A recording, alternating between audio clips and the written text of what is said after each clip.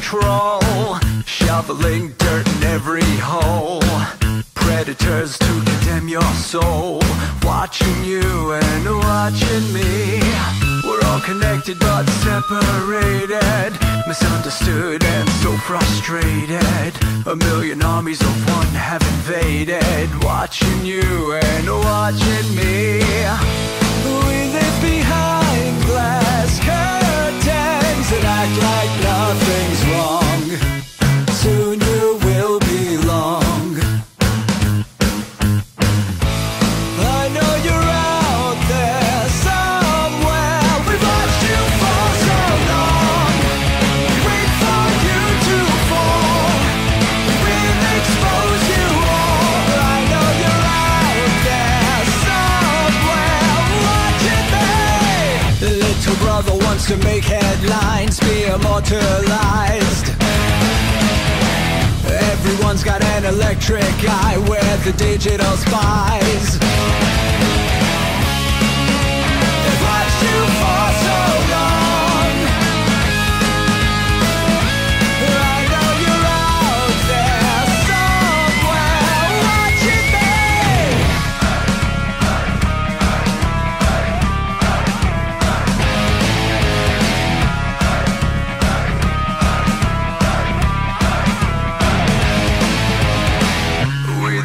have taken over. We the people are little brother, standing by to dethrone each other, watching you and watching me. Paranoid, the lens is our weapon, desensitized in our lust for attention, democratized by our voyeur obsessions, watching you and watching me. Slaves to perfection, don't let them project you as you are. Reveal your every flaw. I know you're out there somewhere. We've watched you for so long. Wait for you to fall. We'll expose you all. I know you're out there somewhere watching me. Little brother wants to make headlines, be immortalized. Everyone's got an electric eye, we're the digital spies. They've watched you for so long. I know you're out there somewhere watching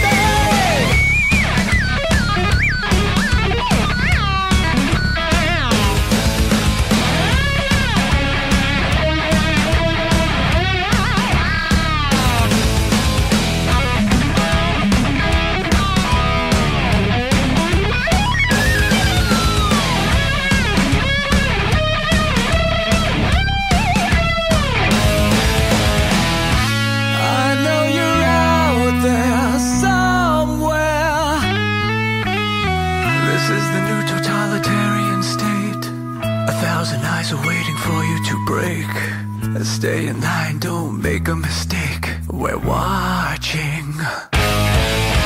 We watched you for so long. We wait for you to fall.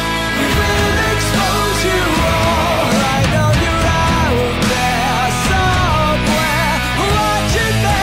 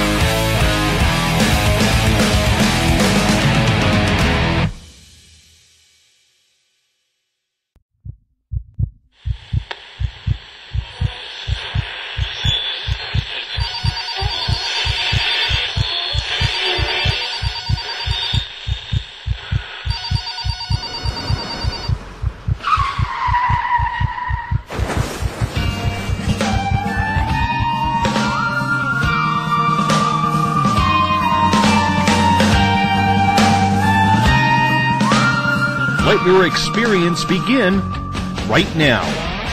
From high atop the mountains of British Columbia to you listening around the world, this is Spaced Out Radio. You can follow us on our website, spacedoutradio.com, on Twitter, @SpacedOutRadio. Give our Facebook page a like, Spaced Out Radio Show. You can follow us on Instagram, Dave Scott, SOR, or on our YouTube channel, Spaced Out Radio Show. They let us play with all our toys. They let us think that we're big boys. They let us make the louder noise, but women rule the world. They let us think we're Superman, that we're the only ones who can be strong, but we break on command, 'cause women rule the world. Buckle up, space travelers. It's time to go for a ride as we are live on Spaced Out Radio.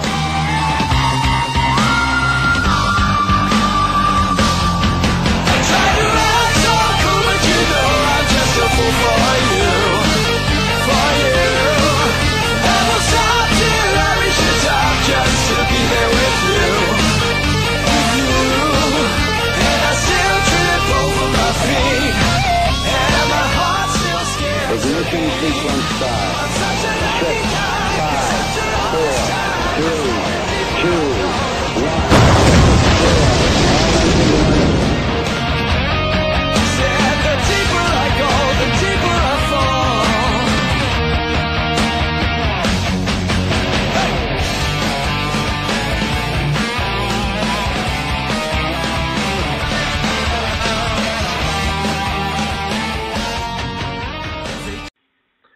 Good evening and welcome to Spaced Out Radio tonight. I am your host, Dave Scott, and thank you so much for tuning in at spacedoutradio.com and on Spreaker. As once again we come in from the frozen Canadian tundra, battle our way past the wild animals, sidestep Bigfoot, and enter Uncle Jimbo's cabin, stoke the fire, heat this place up, and broadcast to you live on this Monday night, early Tuesday morning if you're on the East Coast. Here at Spaced Out Radio, we are broadcasting 3 hours a night, 7 days a week. Why? Well, we want to be your official one-stop shop when it comes to the supernatural, paranormal, conspiratorial, spiritual, and so much more. Hey, if you like our music, you can head to our new look website, spacedoutradio.com, and you'll hear the guitar god himself, Ron Bumblefoot THAL, formerly of Guns N' Roses. Check out a couple of his music videos by clicking on the Bumblefoot banner. Also, you can check us out on Twitter, @SpacedOutRadio. Give our Facebook page a like, Spaced Out Radio Show. On Instagram, I can be followed at Dave Scott, SOR. Subscribe to our YouTube channel, Spaced Out Radio Show, and of course our website is spacedoutradio.com. At this time, we'd like to say hello to everyone listening in on the SHR Media Network, in the Spaced Out Radio chat room on Spreaker, along with our fans on Facebook at Euphoria Chronicles, Chronicles of the Unknown, Forest Moon Paranormal, and our flagship chat room, the SOR Space Travelers. Hey, Space Travelers, you can now head to the Spaced Out Radio website and sign up for the SOR Space Travelers Club. It's only $5 a month, and we will be doing monthly prize draws, having private group interviews, access to a special section on our website, and so much more. Hey, we're going to give you a heck of a lot more than just access to our archives. Also, check out our new feature, the SOR Space Wire. Spaced Out Radio has set up a newsroom featuring editor Eric Markham from Stories Around the World. Tonight's show is brought to you by Rivulet Reiki and Readings, providing healings in person or at a distance. PurplePlates.com, helping heal your body, mind, and soul. The new Agora newspaper is the official newspaper of this show. And the iTunes app, Spirit Story Box, the official ghost hunting app of Spaced Out Radio. How many of you actually believe in reincarnation? How many of you out there in Spaced Out Radio land have been able to recall with clarity your past lives? For some, this seems like a very big play on the imagination. After all, we can create anything with our minds, can we not? But if you believe in reincarnation, you're a believer that the soul is recycled over and over and over again. That for very few of us, this is our first incarnation on this beloved planet we call Earth. Am I a believer? I think there's some merit to it. I always wanted to become a military fighter pilot in this lifetime. I didn't. But when I asked the psychic, Derek White Sky Cloud, why I wasn't able to fulfill my dreams, he said it was because I already was one when I was shot down and killed in World War II as an Allied pilot fighting in the Battle of Britain. Our guest tonight is William Barnes. His website is williamcbarnes.com, and he goes through a reincarnated life that he clearly recalls. His death happened on a famous day, April 15th, 1912. If you look back in your history books, that's the day the ocean liner Titanic, the unsinkable ship, hit an iceberg, ripping open her hull and sending her to the bottom of the ocean. William Barnes, welcome to Spaced Out Radio tonight. How are you? I'm doing very fine, and thank you for the fine introduction. It's absolutely a pleasure to have you along with us, because anybody who has any understanding of what reincarnation truly is, it really is one of those things that you have to wonder, is it imagination that we want to believe we've lived before, or is it something that is truly out there? What makes you believe that reincarnation is 100% real? Well, first of all, I still have my doubts at times, and as you said, I wonder about, the power of the mind. However, what does ring clear is that after I had done a hypnotic regression session, in fact, 3 of them with the late Frank Baranowski, who was a paranormal PhD, we began to look at the different facts about ships. For example, a ship that Tommy had cut in half and added 50 feet to it.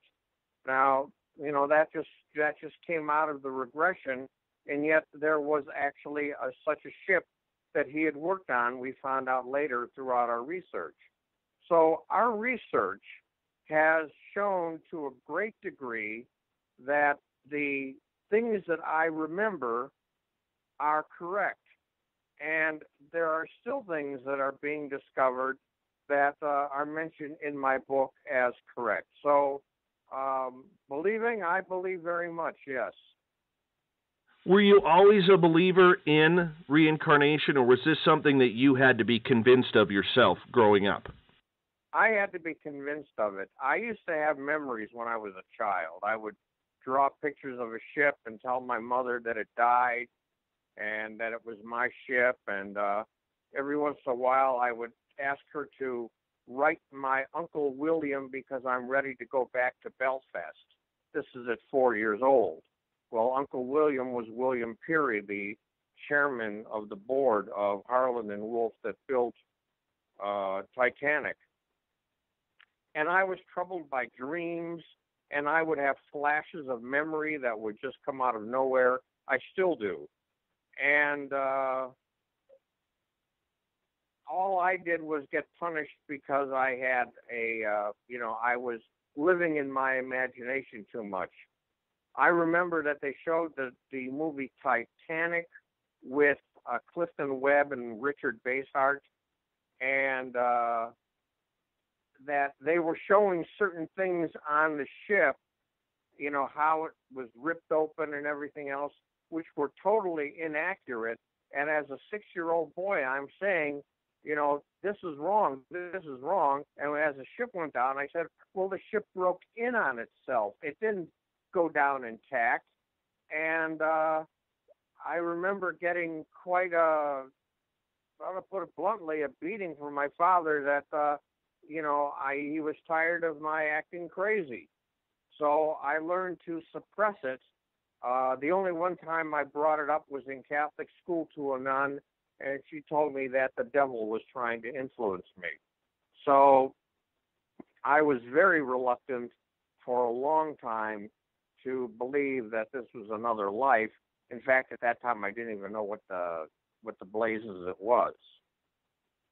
That it had was to just something that happened to me.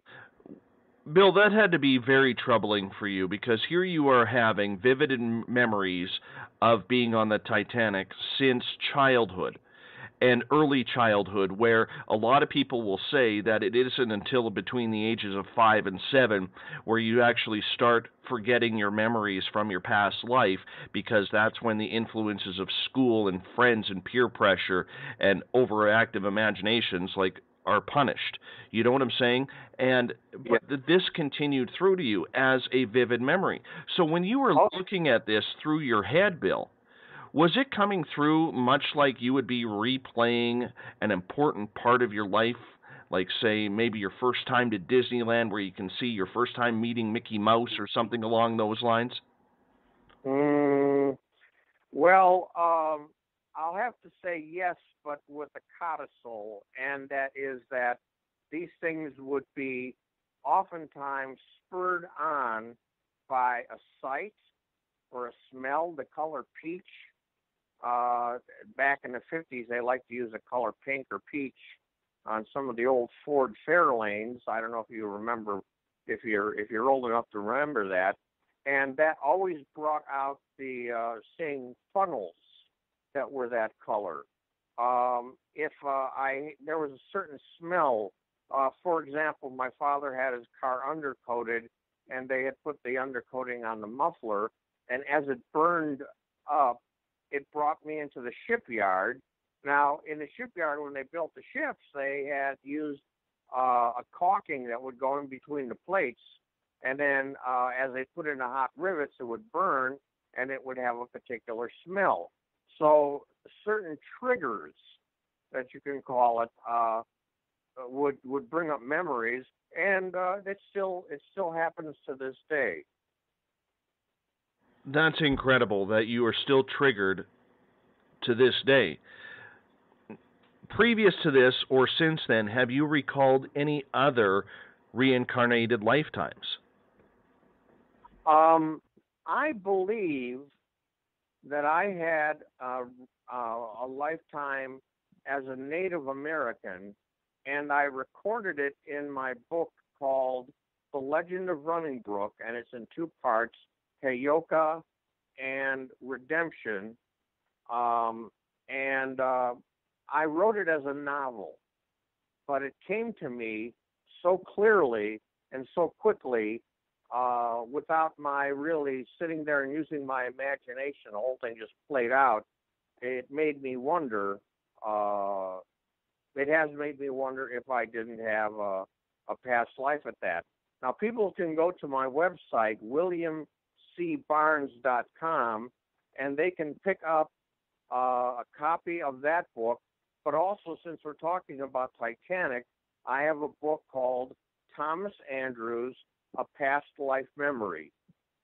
You can also go to audible.com and download a copy of my audio book, which is called My Life and Death. And you can get directed to all of them through my website, williamcbarnes.com.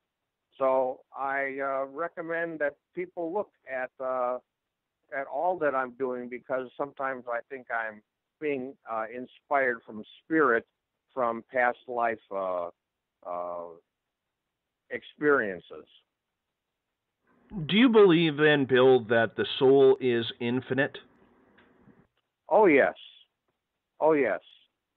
I believe that that the soul is a spark of God, and that what we are working towards is to learn to be more godlike. And I know that may sound blasphemous to some people, but that in each lifetime we should be working towards becoming more spiritual and more godlike, so that we can get closer to the center of that, which is God.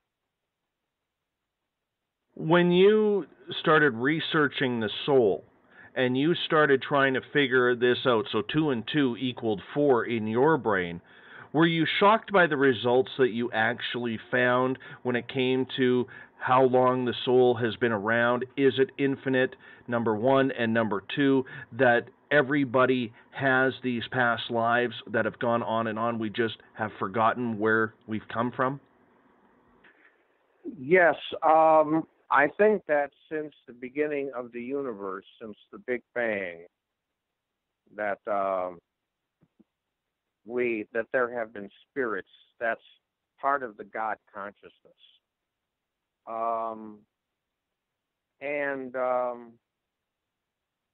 there is Aristotle would say that before a man is reborn, he drinks from the cup of forgetfulness so it doesn't interfere with his present or the new life that he's going into.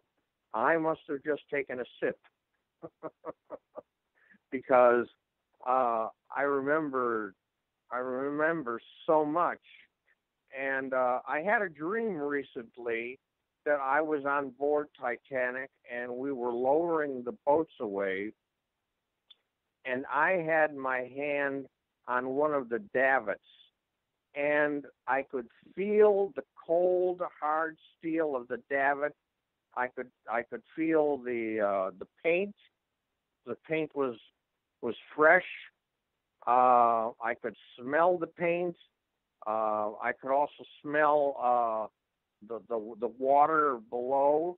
Now, the reason why I say I could smell the water below was one of the things that they did when Titanic was going down was they emptied all of their water tanks in hopes to lighten the ship up, of course, and make it take longer. Among those were the black water tanks, and they were along the side of the ship.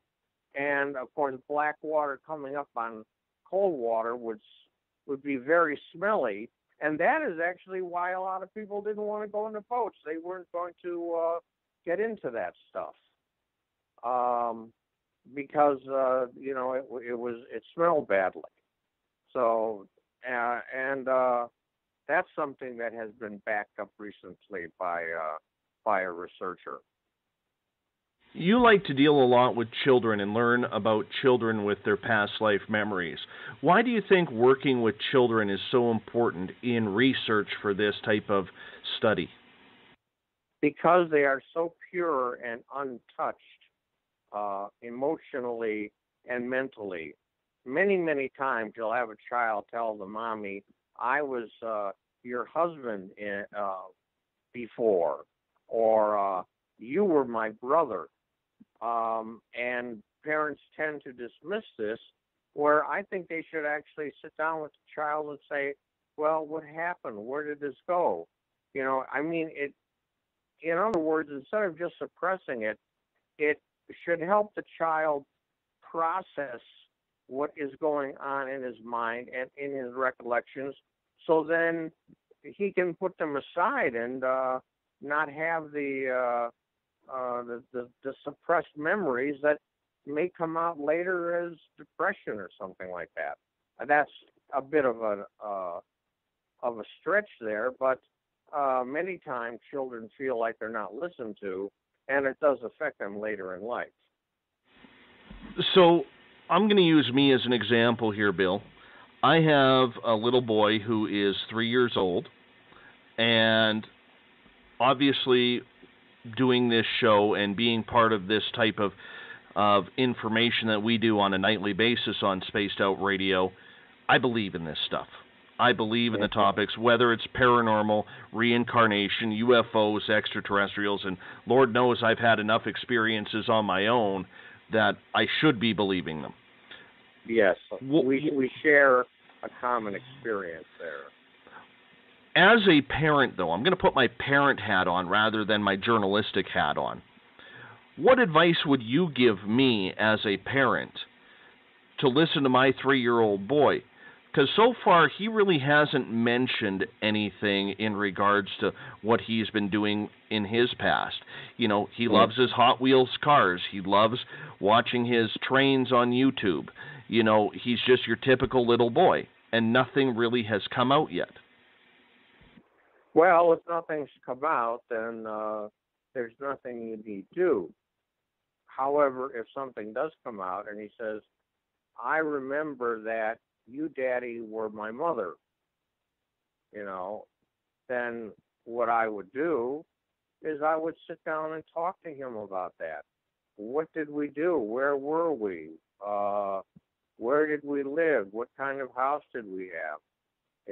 And at least allow him to process it and get through it, and then go on with the rest of his life as a child. So that's what I would do. Are there any key triggers that maybe you should work with, or is it something that any parent out there listening should just let it happen naturally for the child? Just let it happen naturally for the child, because you don't know what those triggers are. It may be eating a banana, for gosh sakes. I mean, it sounds facetious, but it may be a taste. It may be a smell. It might be, there was one child that was recorded and they made a movie about it, who was afraid of fire, terribly afraid of fire, and didn't want to go into a car because she was terribly afraid of fire.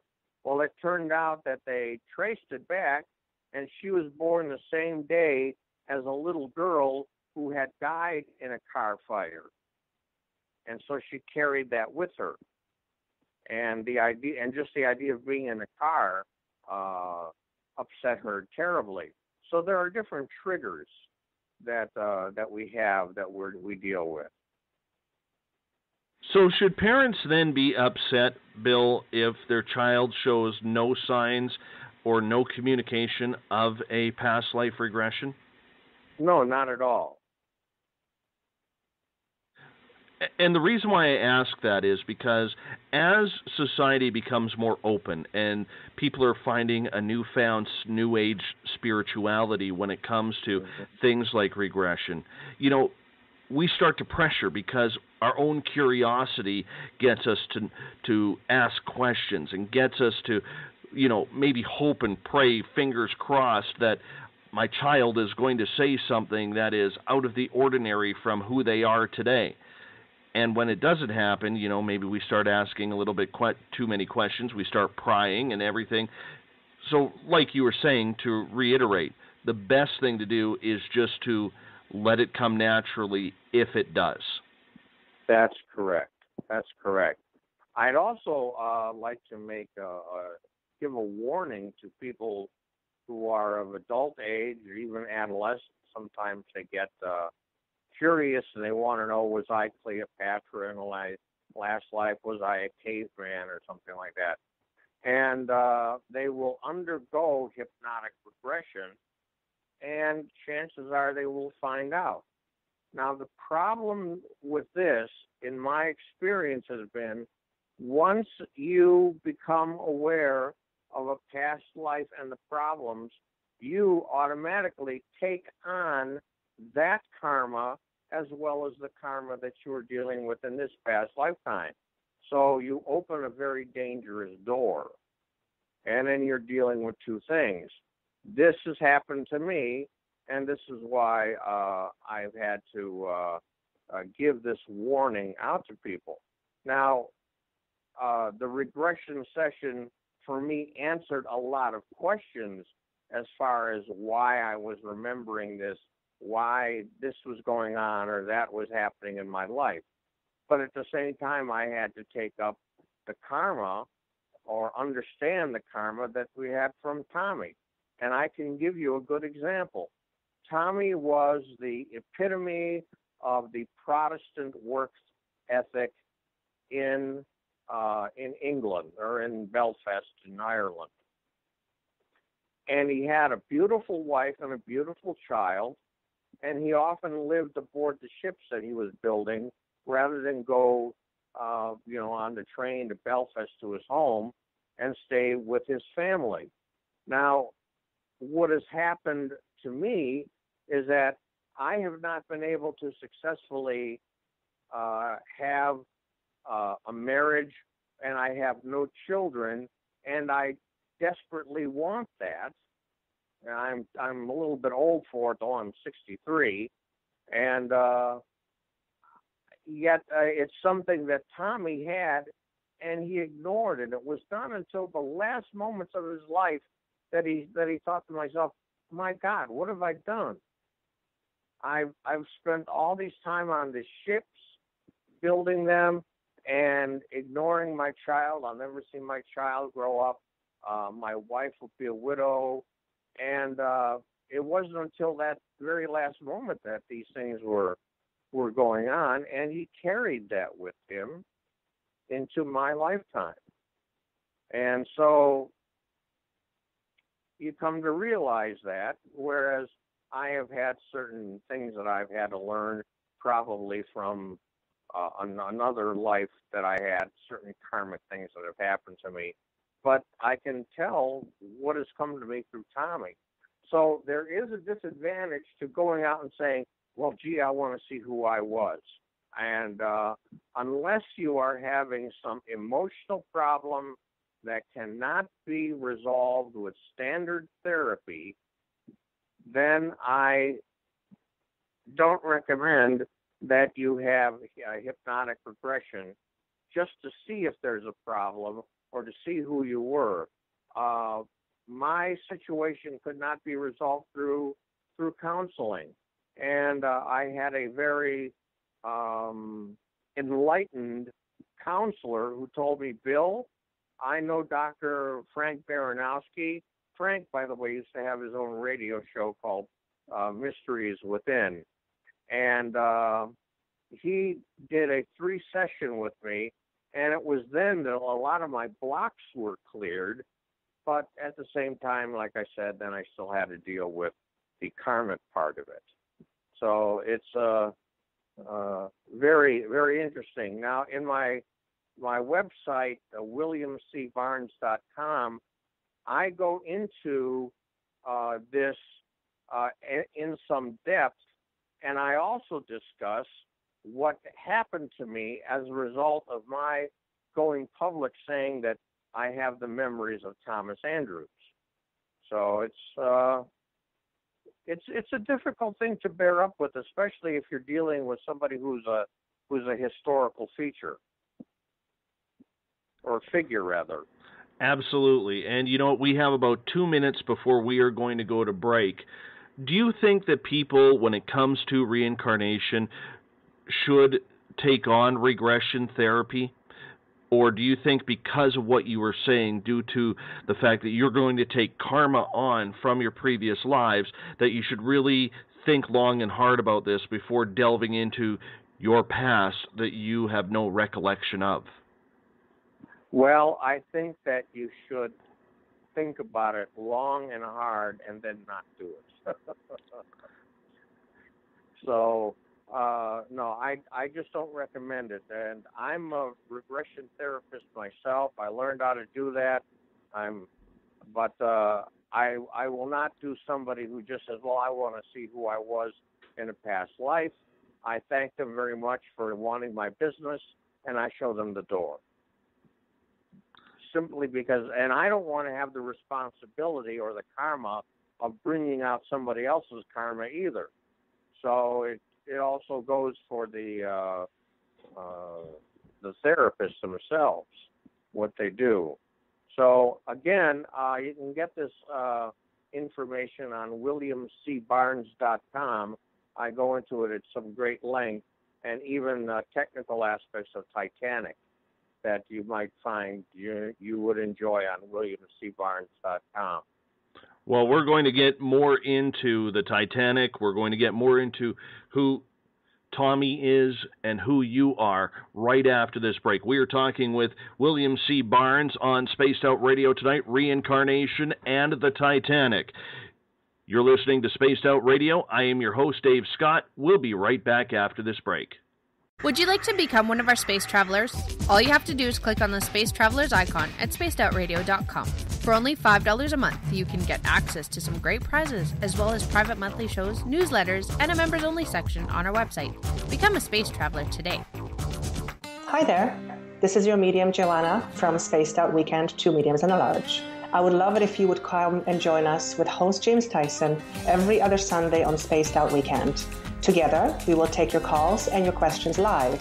Our goal is to provide you with a positive outlook on deep questions that you may have. Questions regarding love, relationships, money, or whatever else is on your mind. Come and check us out at spacedoutradio.com.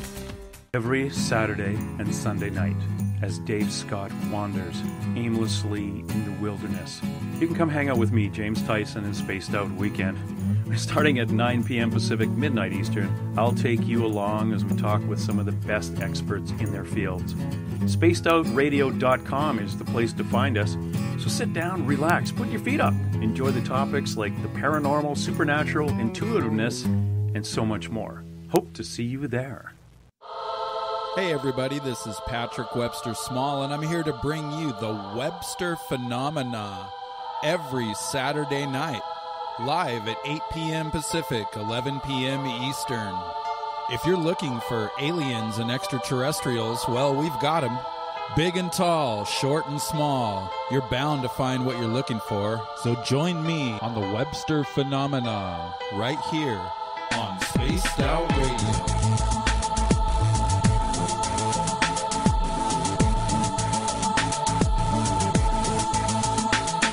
Visit purpleplates.com today. For over 40 years, the Purple Energy Plates have been delivering amazing results for their many customers. Inspired by the great genius Nikola Tesla, the harmony, healing, and energetic effects of the plates have proven over and over to be beneficial and often miraculous to thousands of customers. With their money-back guarantee and the many benefits, how can you afford not to get one? Check their site for daily specials and choose from their many energy products. You won't be sorry. Visit them today at purpleplates.com for mind, body, and spirit, and expect a miracle. Have you ever wondered about those weird and strange creatures people have reported throughout history? Do you wonder if those stories are real? Me too, and that's why I started Cryptopia.us. Hey, this is Rob Morphy, crypto historian. Join me once a month on Spaced Out Radio with Dave Scott, where we will get into the odd and bizarre reports, from the Dover demon to hairy hominids and everything in between. I will break down what people like you and me are seeing at spacedoutradio.com. Looking for a place to advertise at a very reasonable cost? Look no further than Spaced Out Radio. SpacedOutRadio.com has an advertising tab that you can click on to check out our daily, weekly, and monthly packages to play on radio or our website, including social media.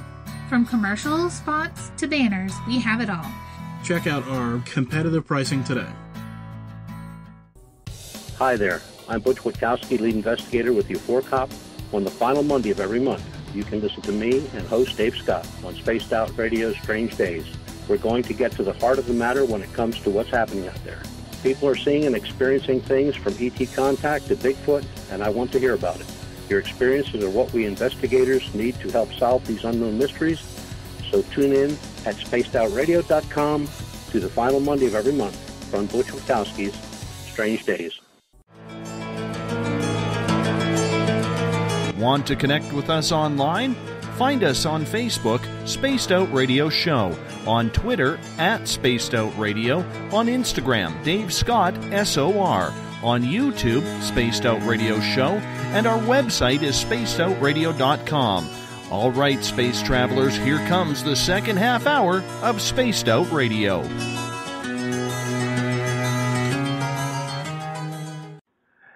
And welcome back to the second half hour of Spaced Out Radio tonight. I am your host, Dave Scott. Good to have you with us as we have a packed house in the Spaced Out Radio chat room on Spreaker, and it is hopping in the SOR Space Travelers on Facebook, our flagship room there. Tomorrow night on the show, we are going to be talking with ET experiencer Samantha Mowat.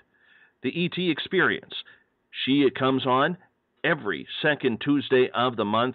You love Samantha. She's one of our highest-rated shows, so I suggest you tune in so you can learn about her business, which could be your business when it comes to extraterrestrial contact. Reminder, follow us on spacedoutradio.com, and while you're there, you can check out our great features, including a bunch of people writing blogs and poetry.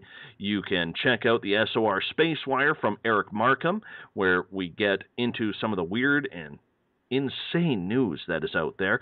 You can also become one of our affiliates if you're with a paranormal group, if you're with a UFO group, if you're with a cryptid group looking for Bigfoot. Sign up with us today. See if you meet what it takes to become one of the SOR team. And you could join up for the SOR Space Travelers, where for only $5 a month, you can register for monthly prizes, private group interviews, a special section on our website, and much more. We're going to give you a heck of a lot more than just access to our archives. Tonight's show, we have William C. Barnes on. His website is williamcbarnes.com. He is a reincarnation specialist. He does past life regression therapy, and he recalls his previous life with clarity on the Titanic. And we all know what happened to that fateful ship. William, welcome back to Spaced Out Radio tonight. It's good to have you with us. Good to be here. Right before the break, we were talking about people with children who really should let the child come out with their stories. Don't force it upon them. And then you mentioned, as we get into adulthood, that if you go back into regression therapy and you start recalling those memories, that you actually take the karma on from the previous life. And that can be quite heavy for a lot of people. That's correct. I have a good friend of mine whose daughter, since she was almost able to talk, has been talking about the Titanic. And she's been talking about the Titanic before she even knew what the Titanic was. And she was telling people how she was a little girl on the ship, and she did not survive the sinking. And she has been doing this. She's now 17 years old. Everything she does is Titanic made. Everything to this day. And when you have something as vivid as she does with it, or as you do with it, do you just run with it? And do you just accept it for what it is? Well, you do have to accept it for what it is. As far as running with it, one has to do that cautiously. One has to keep their head in the present world and not in the past. I have an acquaintance. I'm not going to mention the name or the character, but they portray a certain character related to Thomas Andrews, who claims that they were, again, related, but has taken the thing so far that if you were to call this person up on the phone, they will answer it as that character. And to me, that is taking it just a little bit too far, and is just a little bit too woo-woo for me.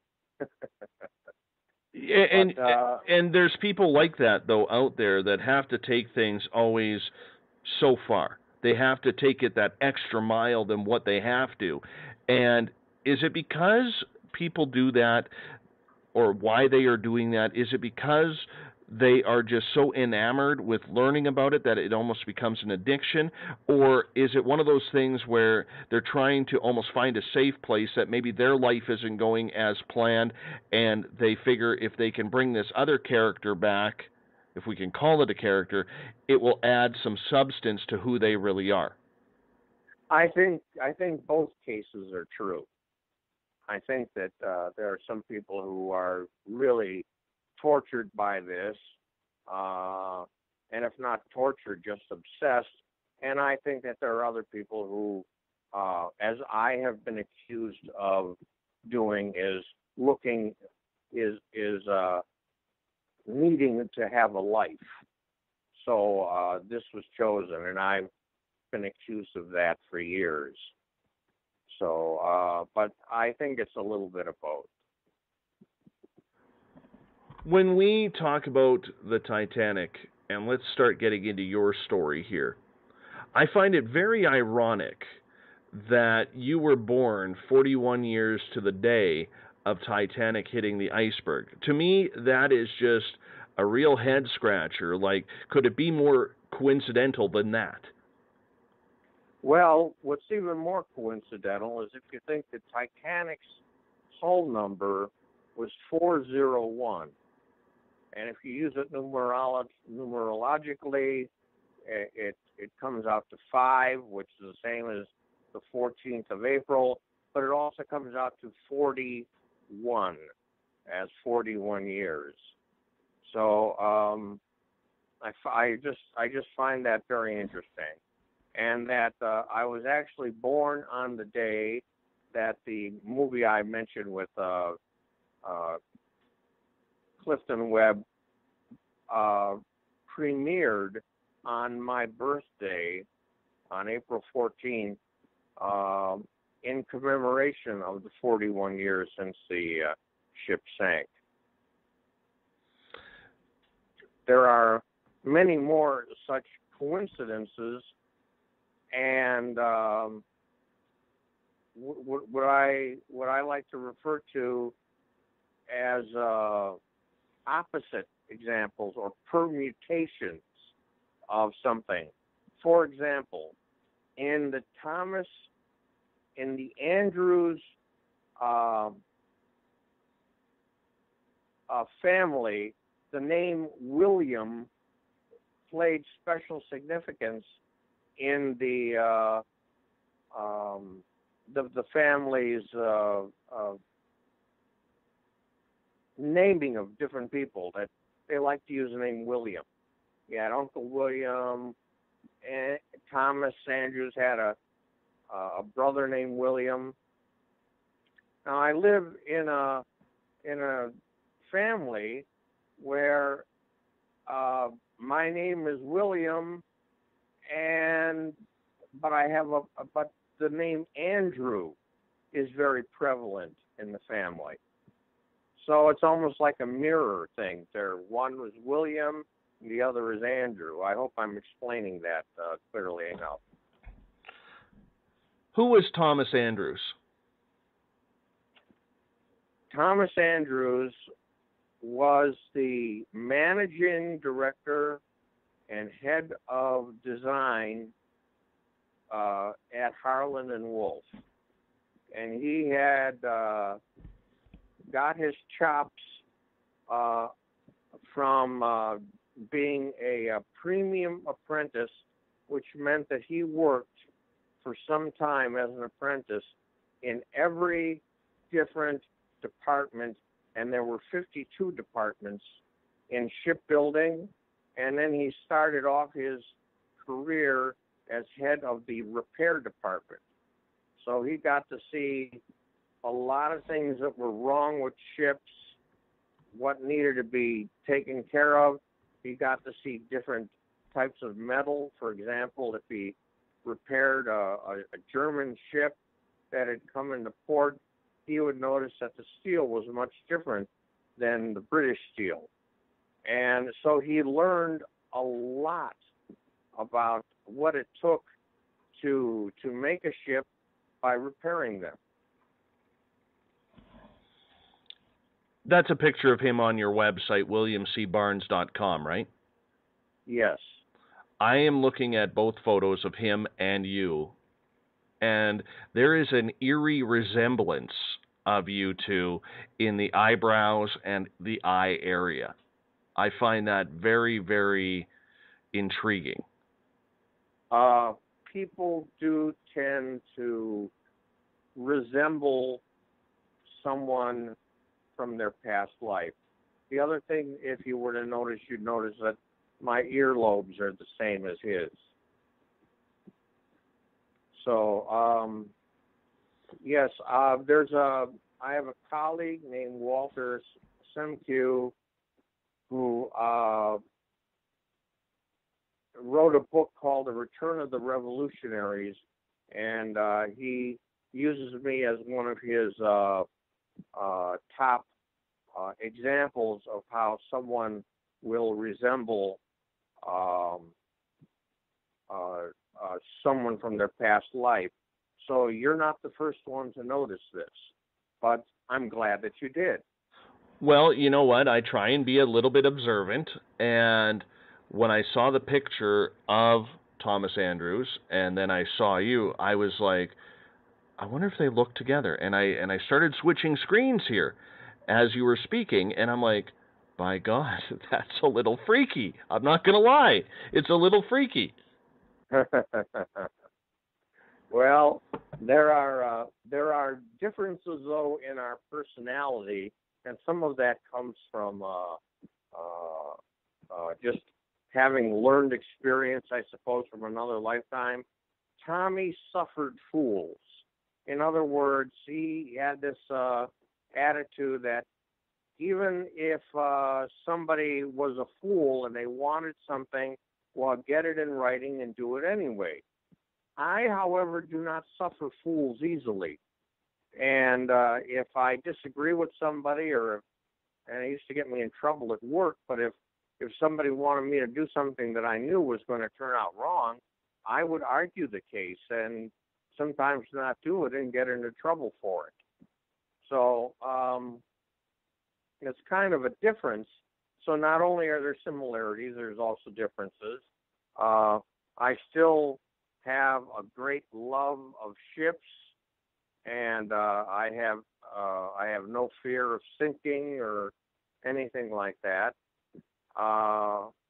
So we share that. The other thing that we share is that I instinctively understand Edwardian shipbuilding techniques, and because of that have been able to come to certain conclusions about what sank Titanic and what it was like when she was going down. When you started to investigate who Thomas Andrews was, or for reincarnation's sakes, who you were, what did you learn about the man? I learned that he was a man of great integrity. If he told you he would do something, he would do it. He was also very understanding to the people who worked under them, but at the same time, he was very tough. And on more than one occasions, there was a bully working in riveting or something like that. In one case, he was giving a hard time to a foreman, and Tommy came upon the scene, and the foreman had the man by the collar, and Tommy took him down and fired him. So he was not afraid to use his strength to manage as well. He was a man obsessed. He loved ships. He loved the idea of building ships, and anything that he read or anything that he could stick his hands up for that had new technological advances, let's say electric lights. Now, electric lights had been on ships for a very long time before Titanic, but I'm using that as an example that he might find, oh, they make electric lights. Well, we should put that on our ships. So he was very, very much involved in shipbuilding all his life. From the time that he was a little boy, he found a rotting rowboat, and by his own means, he rebuilt it, and it worked. So he was obsessed. I say that in a past life, he must have been an Atlantean for his technical skill. So when you were finding out things about him, like as a child finding an old rotted out boat and rebuilding it to safety, and so it worked, are you able, when you are finding out information about Thomas Andrews that's more personal, to actually recall that image, or is that just too far gone in the reincarnation process? Well, I'll explain that answer to you this way. Things usually have to trigger. And for me, there are emotional triggers that bring up memories. Now, I will be the first to tell your listeners that I do not know everything about Titanic. I can't tell you how many portholes she had, how many rivets, where storage was. I can't recall that kind of information. However, the technical information that I do recall has something to do with an emotional issue that Tommy was trying to press to change or was very concerned about. For example, Tommy wanted a double hull on the ship. And if they had had a double hull on the ship, it probably would not have cracked open as easily as it did. There are other things, having arguments with Bruce Ismay over lifeboats. And in one conversation I recall, he said, well, if you're not going to put more little boats on the ship, why are you then using the Welland davits? Now, the Welland davits were davits that held the lifeboats, but they could also rotate over and pick up another boat and lower that as well. But there were only one set of boats. So he would get into arguments like that and be very frustrated because Mr. Ismay did not want to listen to him. And it's when we get to emotional issues, that's where I remember most about Titanic's features and construction. So do you have nightmares about that still to this day, whether it's about adding the second hull that was never added, or, you know, looking at if there was enough lifeboats on there? Does the anxiety cause nightmarish dreams? Yes. Yes, I had one dream where I had climbed into a lifeboat that was almost about to be lowered, and put a plug that they all had plugs to keep the rain from staying in the ship, rather in the little boats. I had a dream of him putting the plug inside one of the boats and then narrowly escaping falling as he was climbing out. So I'll have dreams like that. Do you recall in any of your regression being on the Titanic, what it was like to be on the ship? Well, the first few days out before they hit the berg, it was party city. Everybody was having a good time. The food was wonderful. The steerage were amazed at the conveniences they had. Now, some of these people never saw a flush toilet in their life, and they were amazed to be using them. Not that this got back to Tommy, but I mean in a general sense of things.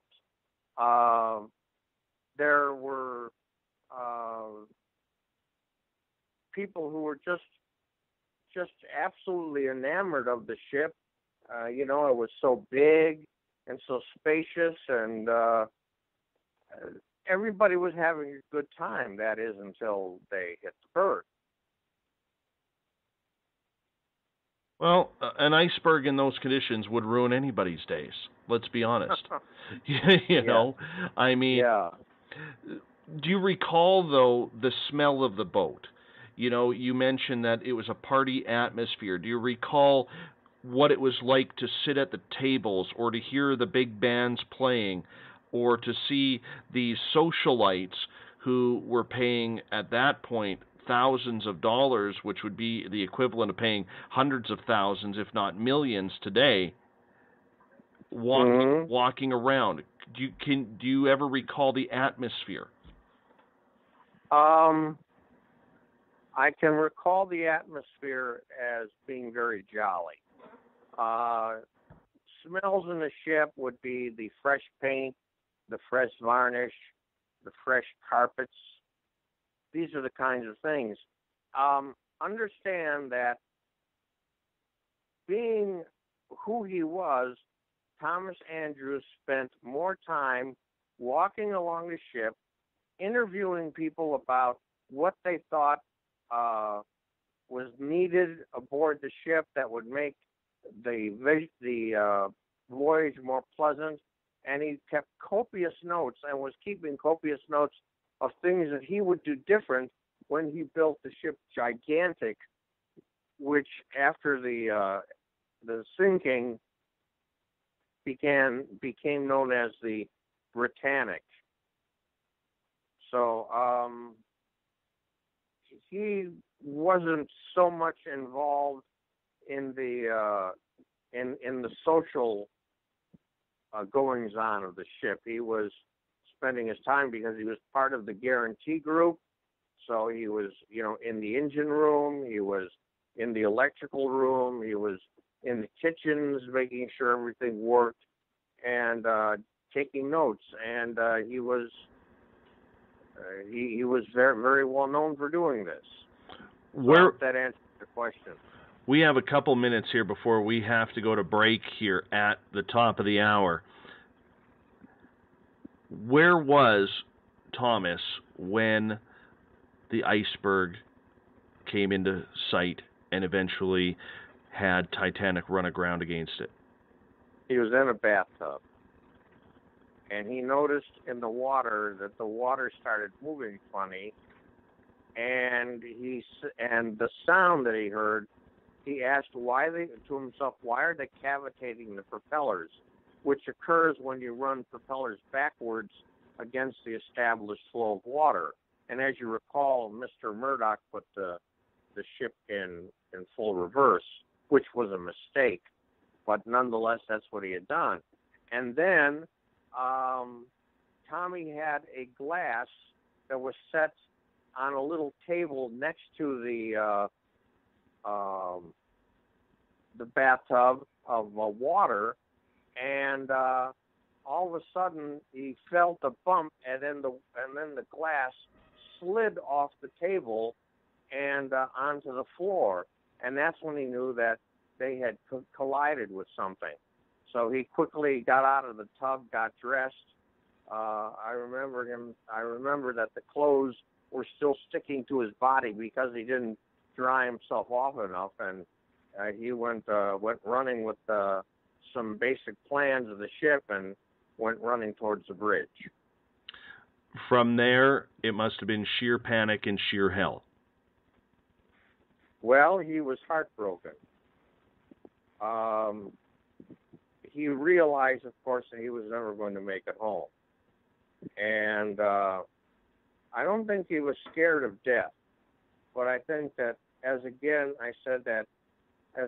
said before, that he realized that he had put all this time into the ships and had kind of put his family second, and he deeply regretted that. So from the time he got to the bridge, by what you're sounding, he knew this was a one-way trip.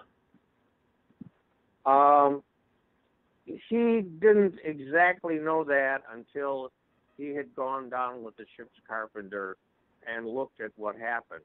Now, I will tell you that William Peary, the chairman, was supposed to go down, and he was a naval architect in his own right. But it's thought that he would not have assessed the damage the same way Tommy did, and that by the time they would have tried to put out the lifeboats, it would have just been too late. So in many ways, Tommy being there and doing the assessment probably saved more lives than it would have been if William Peary had been aboard the ship. And on that note, we're just going to hop out for a break here, William. We're going to continue this talk right after the break because we need to learn more about Tommy Andrews. Very important stuff here on Spaced Out Radio. WilliamCBarnes.com is Bill's website. You can check it out. There's some great information about reincarnation and about him recalling his past life on the Titanic. You're listening to Spaced Out Radio. I am your host, Dave Scott. We'll be back after this.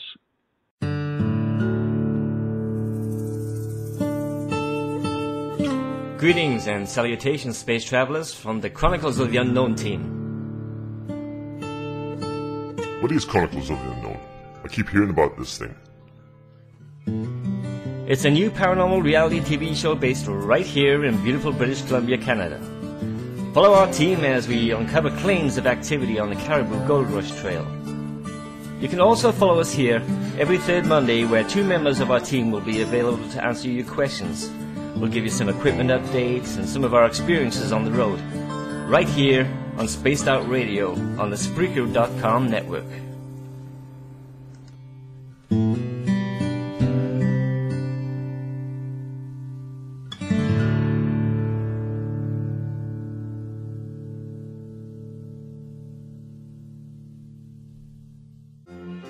Do you believe you've been in contact with extraterrestrials? Have you seen the Greys, the Mantis, or the Reptilians? I am Samantha Mowat, and on the second Tuesday of each month, you can listen and learn from my experiences with off-worlders on Spaced Out Radio's The ET Experience. With host Dave Scott, we'll sit down and chat about what's going on with our friends from other worlds. We'll also try to answer your questions, so please tune in on the second Tuesday of the month, only on Spaced Out Radio. Are you interested in advertising on Spaced Out Radio? Head to our website at spacedoutradio.com and click on our advertising tab.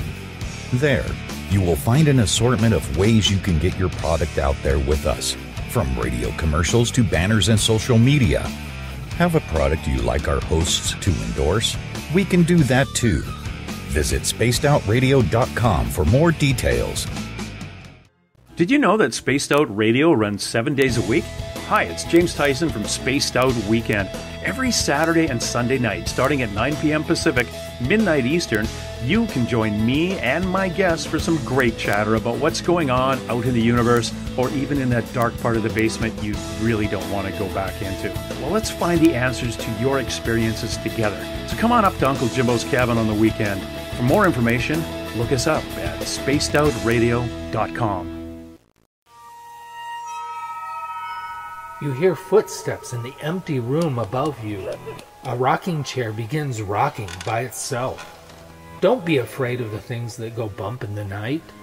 Reach for Spirit Storybox, the iPhone app the Huffington Post UK called the only ghost hunting app you will ever need. Spirit Storybox. The spirits are telling their stories. Are you listening?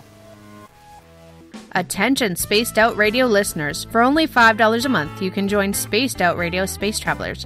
Your membership at spacedoutradio.com will give you access to private fan area on the website, get you a monthly newsletter, draws for monthly swag, and a whole lot more.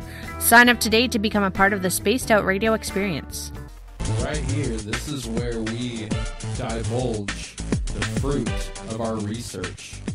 Here on the Webster Phenomena every Saturday night at 8 p.m. Pacific, 11 p.m. Eastern on Spaced Out Radio. And we give it up to you guys, all the listeners, and the live listeners usually get something special and hang out in the chat room. And we love to have you. So we'll see you every Saturday night at 8 p.m. You know where. If you're a fan of social media, you can follow Spaced Out Radio on Twitter at Spaced Out Radio. Give our Facebook page a like, Spaced Out Radio Show. You can also follow us on Instagram, Dave Scott, SOR. Our YouTube channel, where our archives are stored, is Spaced Out Radio Show. And of course, our website is spacedoutradio.com. And welcome back to the second hour of Spaced Out Radio tonight. I am your host, Dave Scott. Good to have you with us. Tomorrow night on the show, we're stepping back into the ET realm, the ET Experience with Samantha Mowat. Samantha comes on the second Tuesday of every month as one of our monthly contributors. We will get into more of the extraterrestrial realm with you. If you want to follow us on Twitter, you can do so at Spaced Out Radio. Give our Facebook page a like, Spaced Out Radio Show. On Instagram, I can be followed at Dave Scott, SOR. Subscribe to our YouTube channel, Spaced Out Radio Show, and our website is spacedoutradio.com. While checking out our website, we have many features for you. You have plenty to read. If you click on the blog section, you can check out our news section with SOR Spacewire, led by our news director, Eric Markham. You can also join the SOR Space Travelers Club, where for only $5 a month, you can enter to win prizes that are monthly drawn. You can have a special section on our website, monthly newsletters, and so much more. Join the SOR Space Travelers today. Our guest tonight is William C. Barnes. His website, williamcbarnes.com. We are talking about reincarnation as he recalls his life as Thomas Andrews, who was a major player in the Titanic. Bill, welcome back to the show.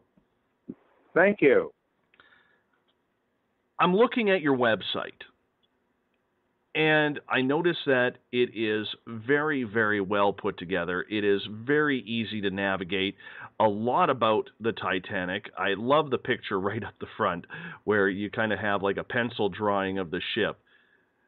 Did you want to make it as easy as possible for people to read? I wanted to make this to be one of the most interactive websites as possible, so that in the it's actually what they call the a working cross section of the ship architectural design, and it shows all the different compartments, the 16 compartments. And what I have done is I have labeled these compartments so that you can take your cursor towards them, and you'll hear like a little drop of water. And then if you change, and then if you click on it, you'll hear water running.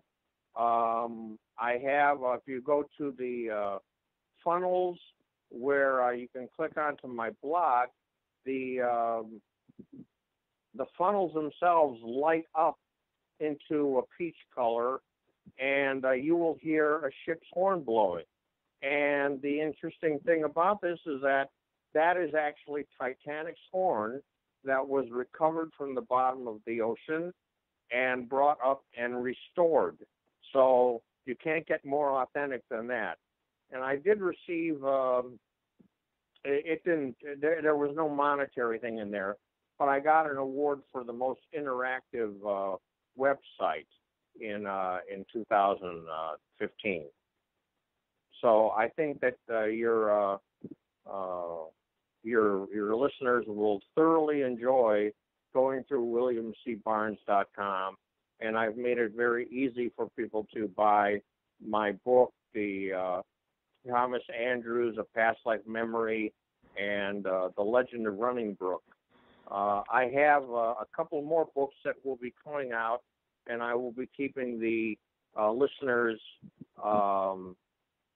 appraised of that, so that I suggest that you go back and look at something. You may want to read something about the sister ships of Titanic, and I even have designs, interior designs of other ships that were built by Harland and Wolff.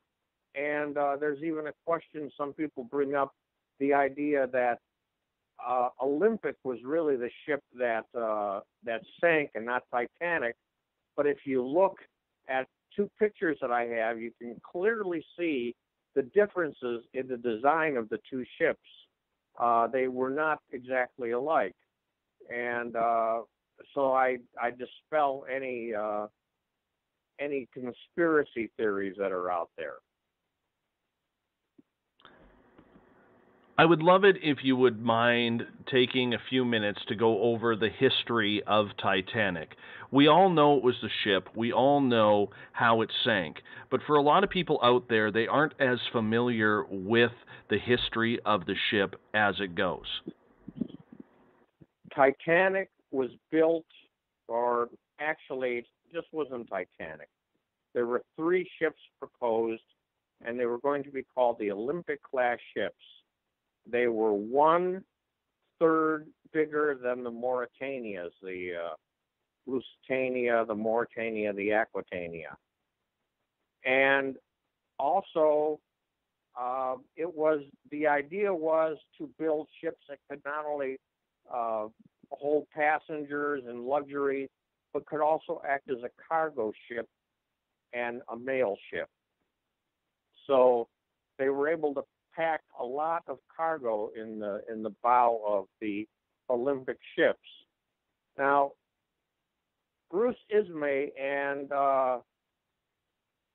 William Peary proposed these over a dinner party, and they had actually written something on a napkin.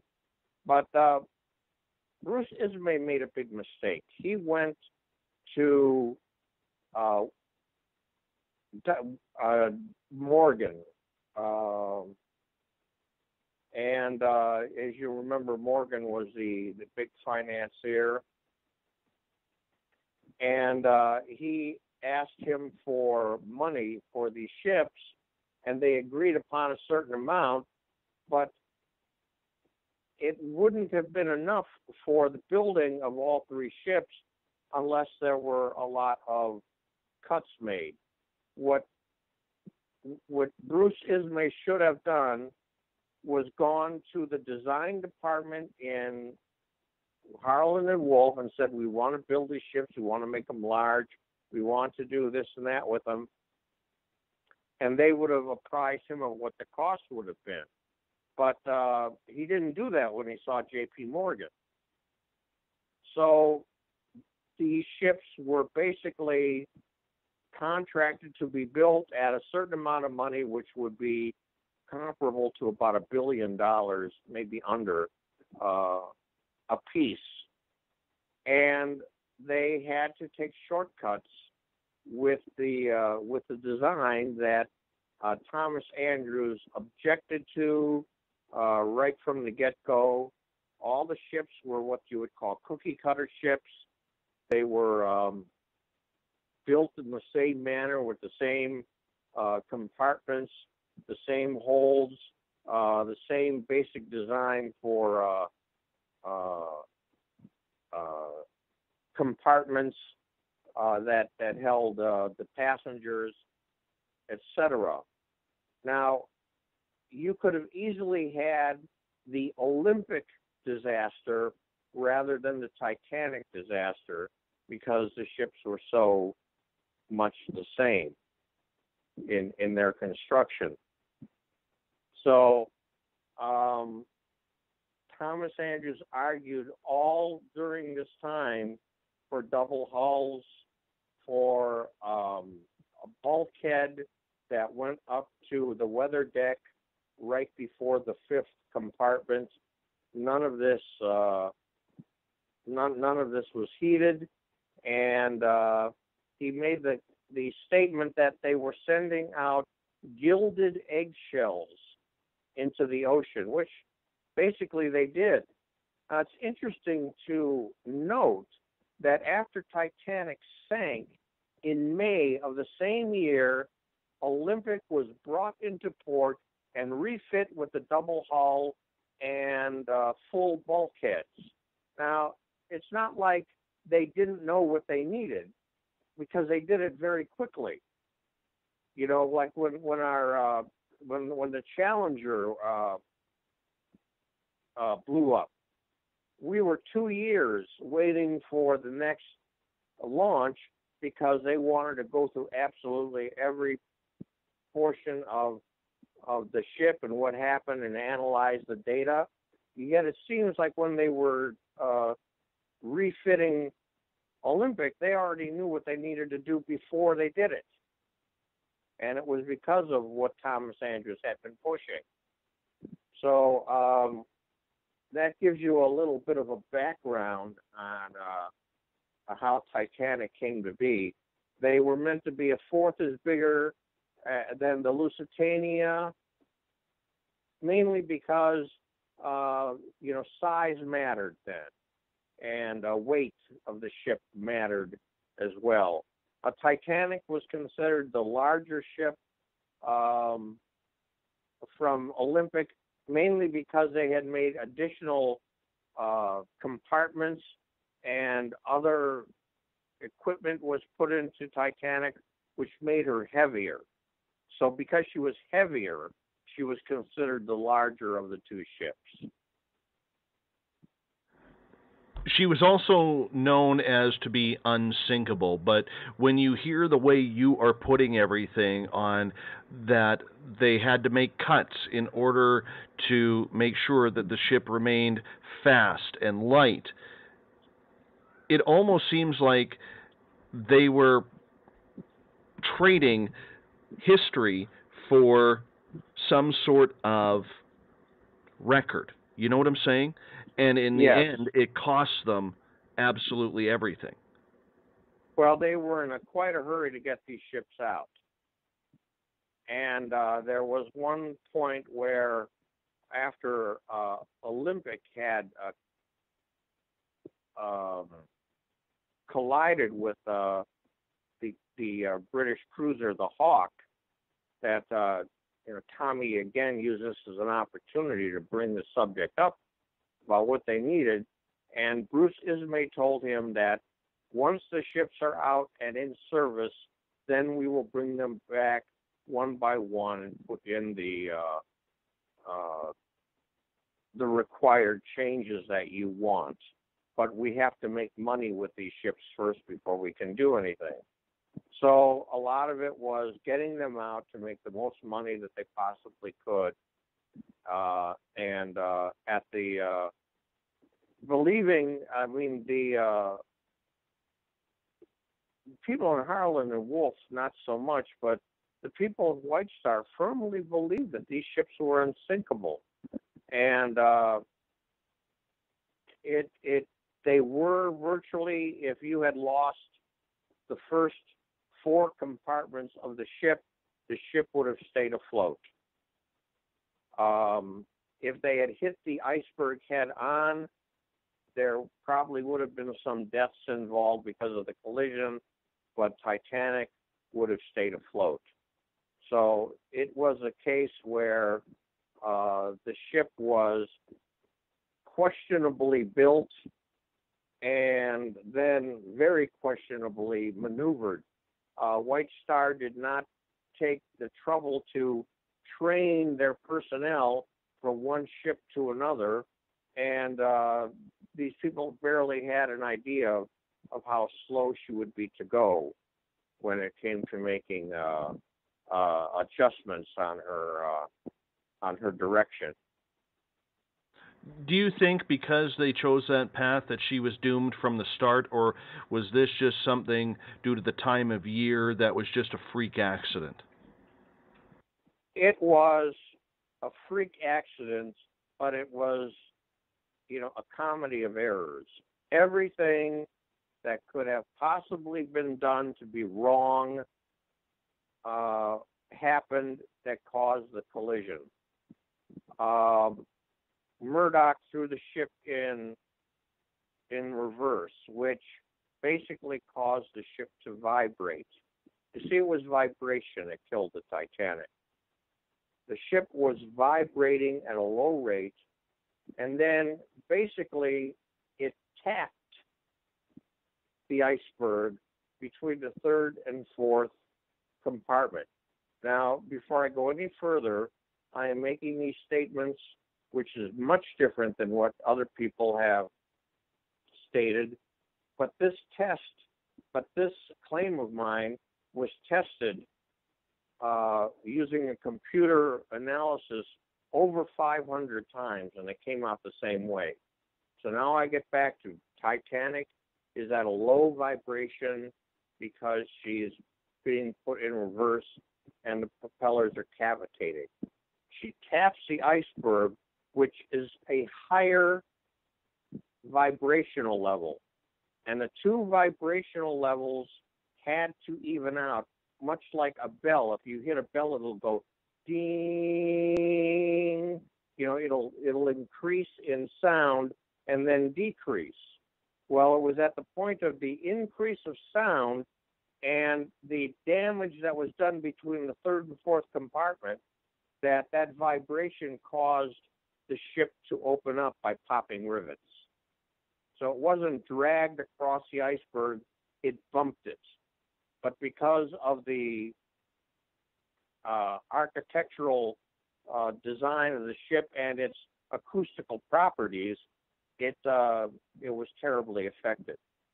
So that's something new for the history books. But again, I bring that out in the website William C. Barnes, and I go into great detail about that.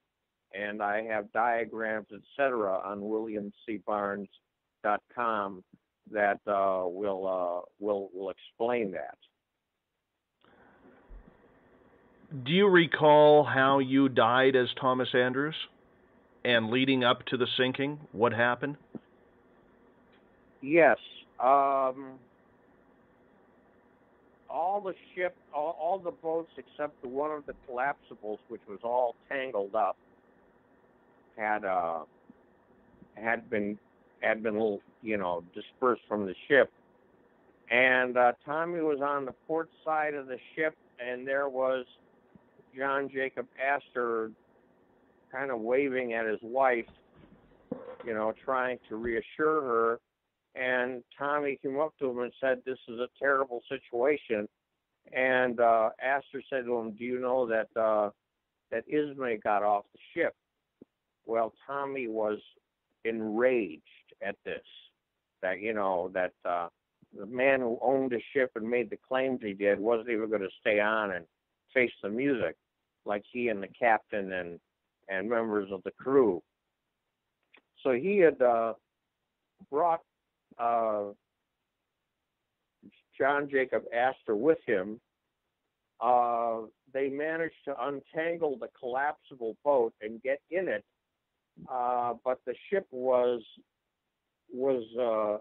turning upwards and bending forward more and more. And as they got into the lifeboat, the forward funnel gave way and collapsed on Thomas Andrews.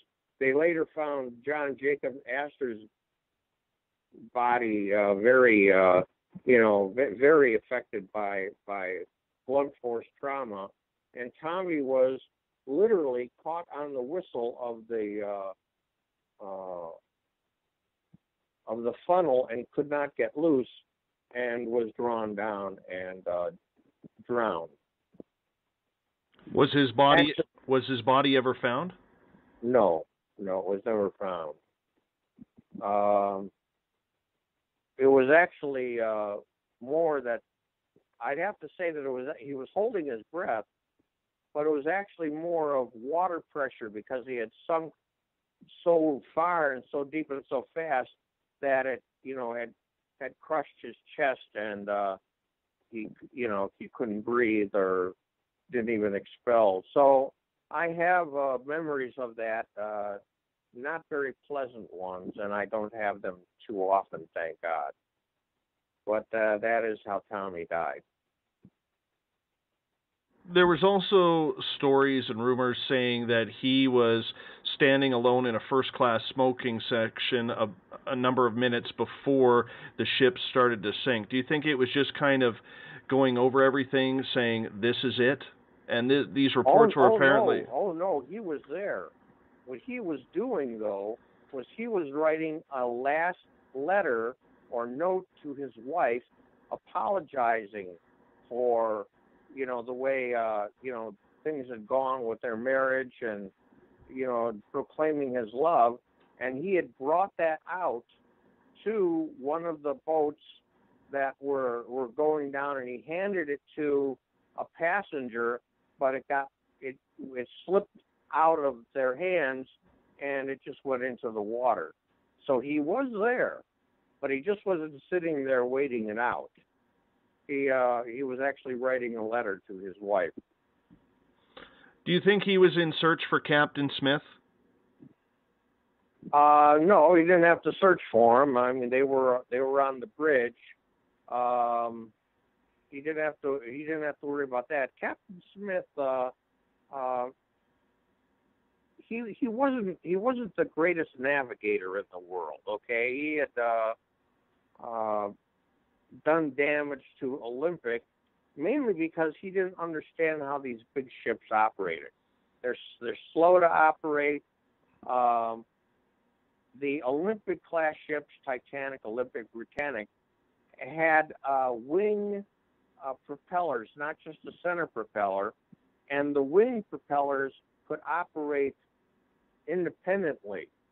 So if they had learned to use that to their advantage, well, they would have avoided the berg in the first place.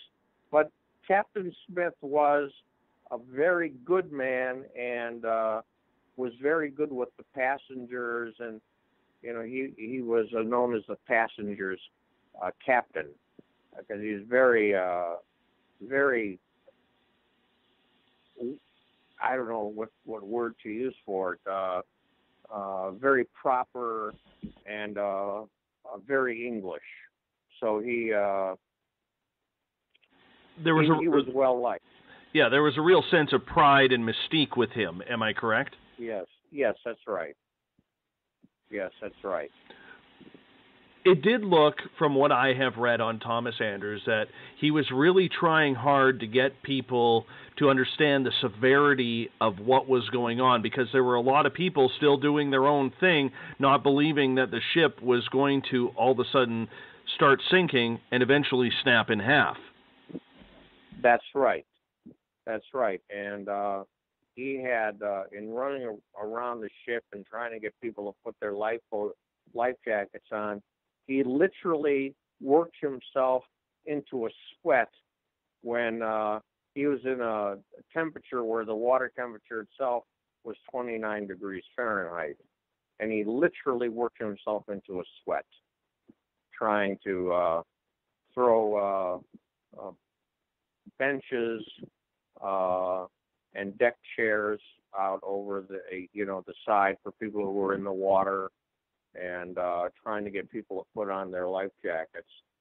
And in the case of, you may have heard of a lady by the name of Violet Jessup, she actually survived on all three of the Olympics. She survived Titanic because Tommy almost literally picked her up and put her into a lifeboat.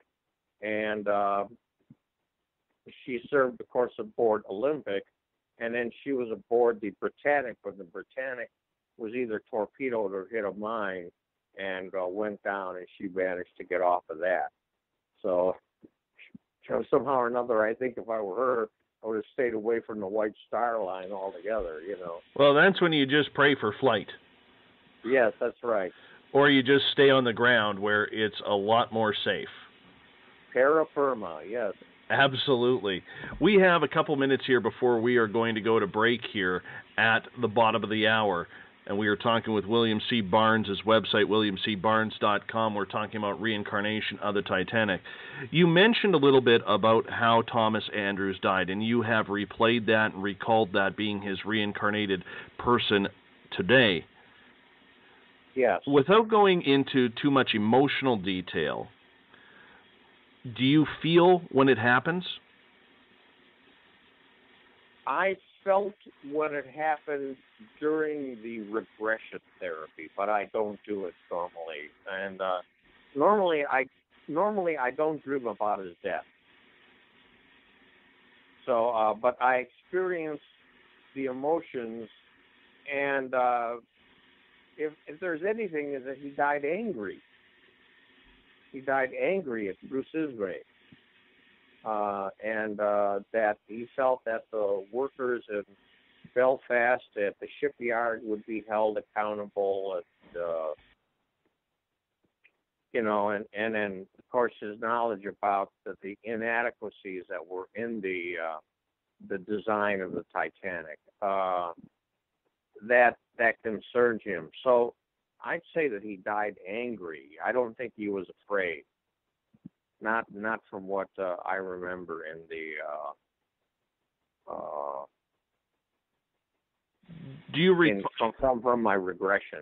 Do you recall when he knew that he was going to die? Did he know the minute the ship started sinking that he was going down with it? As soon as he had assessed the damage to the ship, he knew. He just said, "I'm never going to make it home." And that's part of what was in the regression tape that was very, very poignant. That, he just said, "I'm never going to make it home." So, yes, he realized right then and there that, that he was a goner. I'm going to get you to hold on here for a couple of minutes. We're going to hop out for our break at the bottom of the hour. Bill C. Barnes is our guest. His website, williamcbarnes.com. If you want to learn more about his books and about his past life regression, being Thomas Andrews, one of the designers of the Titanic. You are listening to Spaced Out Radio. I am your host, Dave Scott. We'll be back right after this break. Have you ever had an extraterrestrial experience? One you just couldn't explain? Well, maybe I can help. Hello, I am Samantha Mullet. On the second Tuesday of each month, I will join Dave Scott on Spaced Out Radio to bring a human aspect to ET contact. It's something I've lived with my entire life, and I'd love to help you understand. Let's share our experiences. The ET Experience, the second Tuesday of each month, only on Spaced Out Radio. Fairies? Bigfoot? Dogmen? Trolls? Goblins? Hey, if it's cryptid in any way, I'm looking into it. Hi there, this is author Ronald Murphy, also known as Spaced Out Radio's Crypto Guru. Join me every second Wednesday of the month on Spaced Out Radio with Dave Scott, where we will talk about the stories people call tall tales. I will fill you in on the latest sightings and the hidden histories that are causing quite a stir. You can find everything at spacedoutradio.com. Hi there, this is Jolene with Rivulet Reiki and Readings, and I want you to relax. Let me help you chill out and get in touch with your body, mind, and soul. In this busy world, sometimes we need to let go, and this is where I can help. Visit my website, rivuletrr.wix.com/rivuletrr&r, or my Facebook page, Rivulet R&R, to set up an appointment for relaxation, Reiki, or readings, no matter where you are. It's time for you to make time for you. Would you like to expand your clientele? Have you ever thought of online radio advertising? Check out spacedoutradio.com to get your name out there. Our listeners support those who advertise with us, so why not give it a try? We have the most competitive advertising prices out there. Just click on the advertising tab on spacedoutradio.com and contact us today. Are you an ET experiencer, but you just don't know what's going on? Are you too timid or shy to discuss it with anyone? Maybe I can help. Join me, R. Keith Andrews, the first Friday of every month on Spaced Out Radio, and I will help you to find the answers you're looking for. Together, I will help you understand the off-worlders and the true meanings behind your experiences. All you have to do is join us in the Spaced Out Radio chat room. See you there. Every Saturday and Sunday night, as Dave Scott wanders aimlessly in the wilderness, you can come hang out with me, James Tyson, in Spaced Out Weekend. Starting at 9 p.m. Pacific, midnight Eastern, I'll take you along as we talk with some of the best experts in their fields. SpacedOutRadio.com is the place to find us. So sit down, relax, put your feet up, enjoy the topics like the paranormal, supernatural, intuitiveness, and so much more. Hope to see you there. Hi there, this is your psychic medium Joanna, and I would love it if you would join us every other Sunday on Spaced Out Weekend. With host James Tyson, we'll bring you personal psychic messages on two mediums and a large. Questions about love, life, career changes. We would love it if you would come and join us live. Call in and listen in for the experience. Allow us to open the doors to your other side. Two mediums and a large, heard only on Spaced Out Weekend at spacedoutradio.com. Would you like to become one of our space travelers? All you have to do is click on the Space Travelers icon at spacedoutradio.com. For only $5 a month, you can get access to some great prizes, as well as private monthly shows, newsletters, and a members-only section on our website. Become a space traveler today.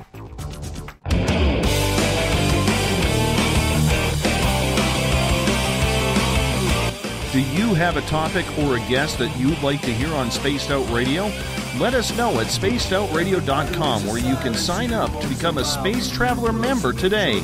Or you can find us on Twitter at Spaced Out Radio and on our Facebook page, Spaced Out Radio Show. I don't want to take a thing from you, I just want to feel like something real with you. I just want to fly high to And welcome back for hour number 2 of Spaced Out Radio tonight. I am your host, Dave Scott. Good to have you with us in the jam-packed house in the Spaced Out Radio chat room on Spreaker, along with those listening in at Euphoria Chronicles, Chronicles of the Unknown, Force Moon Paranormal, and our flagship chat room on Facebook, the SOR Space Travelers. Good to have you all with us tonight. Tomorrow night on the show, Samantha Mowat will be back with the ET Experience. Samantha comes on the show every second Tuesday of the month to break down what it's like to be an ET contactee and her information to help you out if you're a contactee as well. Reminder, you can follow us on Twitter at Spaced Out Radio. Give our Facebook page a like, Spaced Out Radio Show. On Instagram, I can be followed at Dave Scott, SOR. Our YouTube channel, subscribe to it, is Spaced Out Radio Show. That's where we store our archives. And our website is spacedoutradio.com. If you check out spacedoutradio.com, you'll find some very cool features in our new look website. We have the SOR Spacewire, which is our newsroom. Click on there to read some great stories by our news director, Eric Markham. You can check out the Bumblefoot banner if you love our music. Learn all about the former Guns N' Roses guitarist, Ron Bumblefoot THAL, the official music of Spaced Out Radio. You can check out any of our blogs. We have a talented team of writers bringing you stories and opinions, and you can join the SOR Space Travelers Club, where as for low as $5 a month, you can register today. You automatically are included in monthly prize draws. You get a special private section with other space travelers on our website, a monthly newsletter, private group interviews, and so much more. We're giving you a heck of a lot more for your money than just access to our archives. Tonight on the show, we are talking with author William C. Barnes, his website, williamcbarnes.com. Not only is Bill an author, but he strongly believes, and if you listen to his story, you'll believe it too, that he is a reincarnation of a gentleman named Thomas Andrews. Now, Thomas Andrews was one of the designers of the Titanic who died when the ship went down on April 15th. 1912. Welcome back, Bill. It's good to have you with us tonight. I'm really enjoying my time with you. Well, I'm enjoying our time together as well, and I can tell by the comments on the chat rooms that our audience is as well, because the one thing that my audience loves here is they absolutely love an experiencer. Whether it's reincarnation, whether it's UFOs, whether it's paranormal, the stories from the experiencer, when they are heartfelt, much like yours is, you can tell whether it's real or whether it's just a bunch of malarkey. And I think we all get the feeling tonight that your story is pretty damn real. Well, it is to me. Well, you know what? I fully understand where you're coming from, and a lot of people are starting to figure out that there is something to this when it comes to reincarnation. You have... Well, I agree with you, and it's not just the case because somebody claims that they were a figure from history that this exists. This does happen. People are having memories, especially it seems like over the past few years as people are becoming more spiritually aware, they're opening themselves to this, and they're realizing, hey, I was somebody else, and they can almost claim this. Now, I want to make something clear here. When you go and declare that you were a historical figure, all hell breaks loose for you in your life. I went through a very difficult time. Now, Thomas Andrews would not have been a historical figure had he not been one of the designers and builders of a ship that went down. Otherwise, he would have been known as he was among his people as a very nice man, a very hard-working man, and one who knew ships like some men know horses. And that's a quote from Walter Lord in A Night to Remember. He said that Thomas Andrews knew exactly what a ship could do or what it would not do, and that he knew ships like he did horses. So basically, the lifetime I recall, were it not for the fact that he had died on the Titanic, would not have been, a big historical matter. But because it has been, I have had some very unpleasant experiences. People coming right to my face and telling me that I was a bold-faced liar, evangelical people telling me that, you're going to hell and having to put up with a lecture from that. In my job, they were convinced, and I don't know how, because I never talked about the book that much, but they were convinced that I was going around telling everybody I was Thomas Andrews. Well, that's just not the truth. And in fact, they were so concerned that they had dropped back my security clearance and wanted me to go to Bethesda Naval Hospital to be analyzed. And when the analysis came back, it was the guy's as sane as anybody. But they did not accept this. They did not re-up my security clearance. And as a result, I was laid off from my job. And I could be making a lot more in pension if I had not been laid off. I'm retired now. So it has adversely affected my life. I've been mistreated by people who were in the Titanic exhibition, and I'll say where it was, in Florida. A lot of these actors probably expected that if I'm making this claim, then I should know every last detail about the ship. And as I said, unless it has an emotional attachment to it, I generally don't know the details.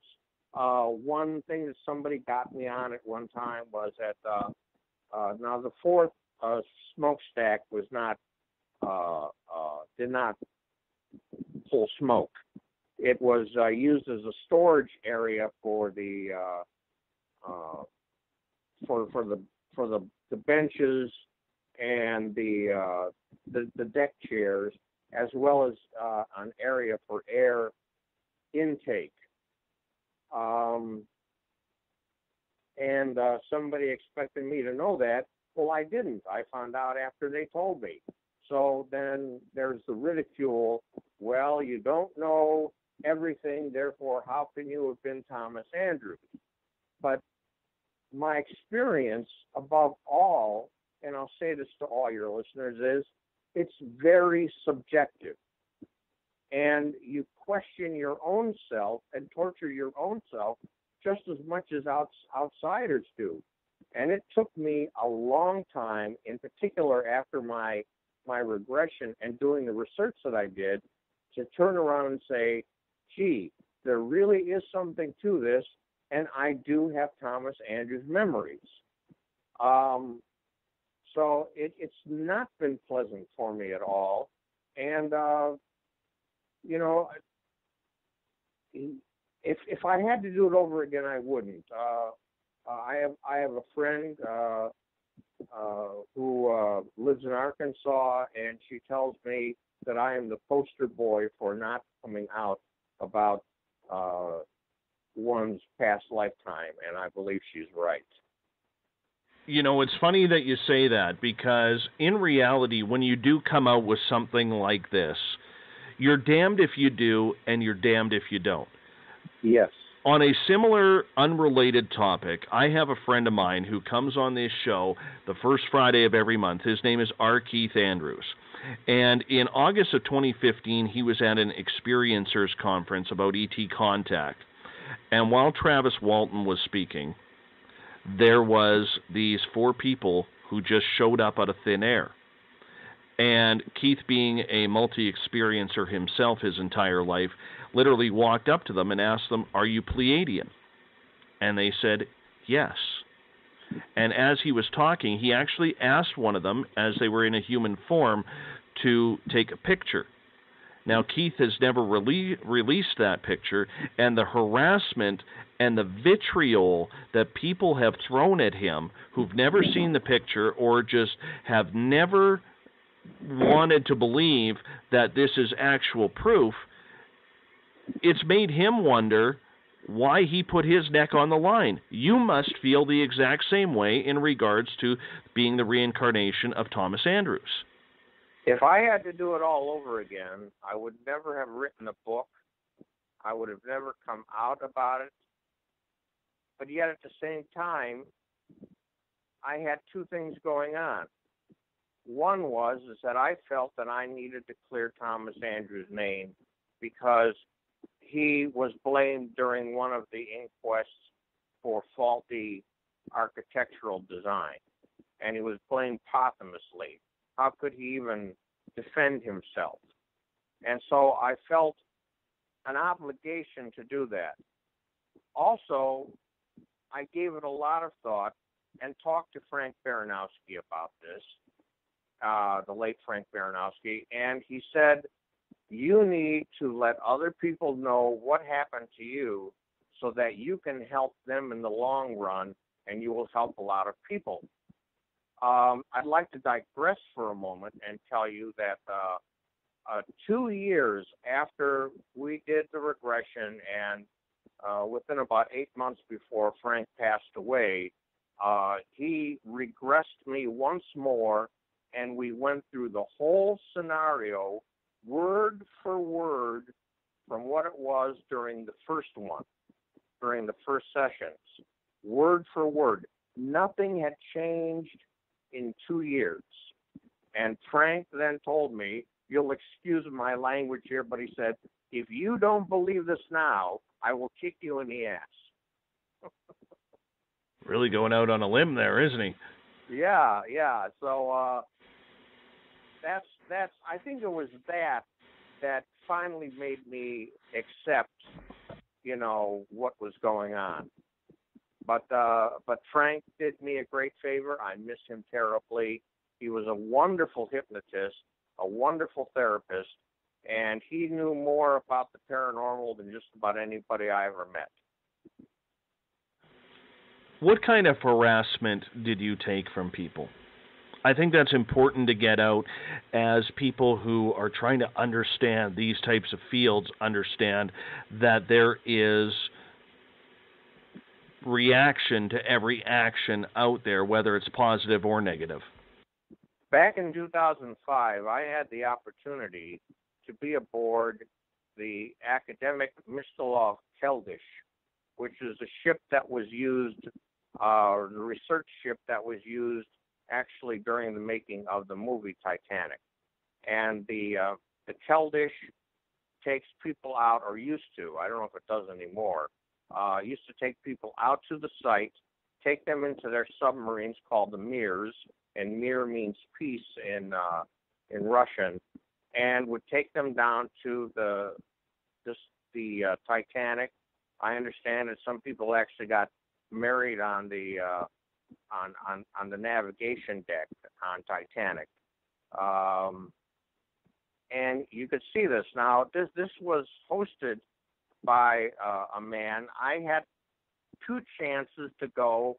One was with a television crew that was going to discuss Titanic's breakup, and my take on her breakup is different, but I've since been proved right. But anyway, the man who was running this was an evangelical Christian, and he told me that if I wanted to go see the ship, that I would have to disavow on camera, because he had a camera crew, that I was mistaken and that this was the work of the devil going through me and causing me to lie. Well, if you know me well enough, you know that I'm going to hold my ground. So I never got to see the ship, even though I stood above it on deck aboard a ship, and the people who were with him were extremely abusive and would ignore me. I might be in conversation with one of them, and they would just walk away from me. I'd go into a room where they were having a meeting, and they would immediately adjourn the meeting and go someplace else. I literally spent 10 days aboard ship by myself amidst all these people, and the only people that I did get along with, and you'll like to hear this, were the Canadians. They were nice to me. We accept everybody. We don't care. We accept everybody. Well, I have a special love for Canada. I was in Canada back in 2001, and really enjoyed it. What a beautiful country you have. But anyway, no, it was the Canadians who were nice to me, and the Irish. But otherwise, the Americans there and the person who was my host treated me like dirt. And I got off the ship, and I was in tears for 10 days of going through this. So, like I said, if I had to do this again, I would rethink it. How did you get into that position where you are on a ship, you have the potential to go down and see the Titanic firsthand, but then all of a sudden the anger and the harmfulness of the words that people were using and the way they were treating you, how did you get put in that position? I was invited to go with them, and it was brought up that, I'd have a chance to go and take one of the mirror and go below. Now, and it was because that I, again, refused to give in to an evangelical mindset that I was not going to go down, and I was terribly disappointed because I understood that I was going to see it. Now, I will tell you that I still almost got to go aboard a mirror, and one of the Canadians took sick, got really bad seasickness, even though they were using the patches and everything else. And so there was a space opened up in one of the mirrors that I could go. And just before I was going to board the mirror, I looked at the ocean, and it had the angriest gray color I had ever seen in my life. And I thought, no, I'm not going down. And so they went down, and then they were down there longer because the mirror had got tangled up on some of the cables from the stern, which is really messed up. The stern doesn't even look like the stern of a ship. But they got tangled up in there, and they were down there longer. And if there had been one more person aboard, the oxygen would have been used up. So I realized then, if I had gone at that time, Titanic would have taken me again. So at first I wasn't allowed, and then I chose not to. But it was an interesting. It just gave me goosebumps. What can I say? Is the ridicule that you have had over this, has it spilled over to on land too? You mentioned you did get some pretty snide comments at a Titanic exhibit in Florida as well. Yes. I don't want to go into too much detail about that because it's enough that I've identified the exhibit and where it is, and I do not want to get into personal things about certain people. But let it be known that I was told that I was a fraud, that I'm fake, that if I can't give the right answers, then obviously I don't know what the heck I'm talking about. And by the time you're done, you feel like you've been clobbered by a couple of sledgehammers. And I had supposedly a friend there with me who I thought understood where I was from, and then joined in with the rest of them on it, and that was extremely humiliating for me. Do you consider yourself a recluse type person now because of all of this? I live by myself, and but that's now going to be a temporary thing because I'm planning on moving into a house with a friend of mine next year. But I have, for the most part, been reclusive. I keep my blinds shut. and I just work on my books, and I communicate with friends by telephone, but basically I'm a shut-in, yes. And I've needed to do that because after all of the abuse that I received, I became seriously depressed, and I had to be hospitalized for it. And since my hospitalization, I am doing the right things that I'm supposed to do, directed by the doctor, and just trying to keep my mind quiet, because it did affect me. I'm a very sensitive man, and in order for me to recall what I have and to handle it, I had to be a sensitive man, maybe more sensitive than most. You have copies of your regression tape. Is that made for the public? Can anybody hear that? I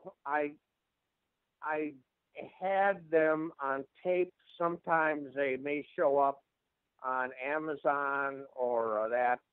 The taped version in cassette is called I Built the Titanic. Now there is a downloadable a version called My Life and Death, where we go into some greater detail, and there are portions of my regression recorded onto this. Also, there's an interview with a member of the Ismay family, who is a Titanic expert in his own right, who is very enthusiastic about my work, and he said that his words were the jury's not out, but the jury's very impressed. He didn't want to go as far as giving me a complete endorsement, but the very fact that he was willing to be interviewed on that was in itself very telling. So, what else was it?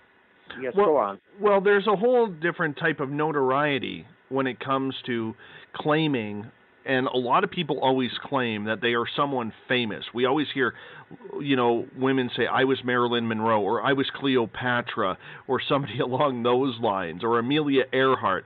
And for men, we were always some sort of emperor or conqueror or Greek or Norse god or something along those lines.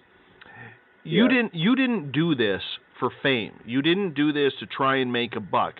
This is something that you have been dealing with since childhood, and much like any other experiencer, you just wanted to find answers. Well, that's right, and I think that I was a little bit too naive when I had first come out with the books, but once you cross that threshold, you can never go back. And I think that I just thought that people would be interested to hear this, and that, wow, this is interesting, this is nice.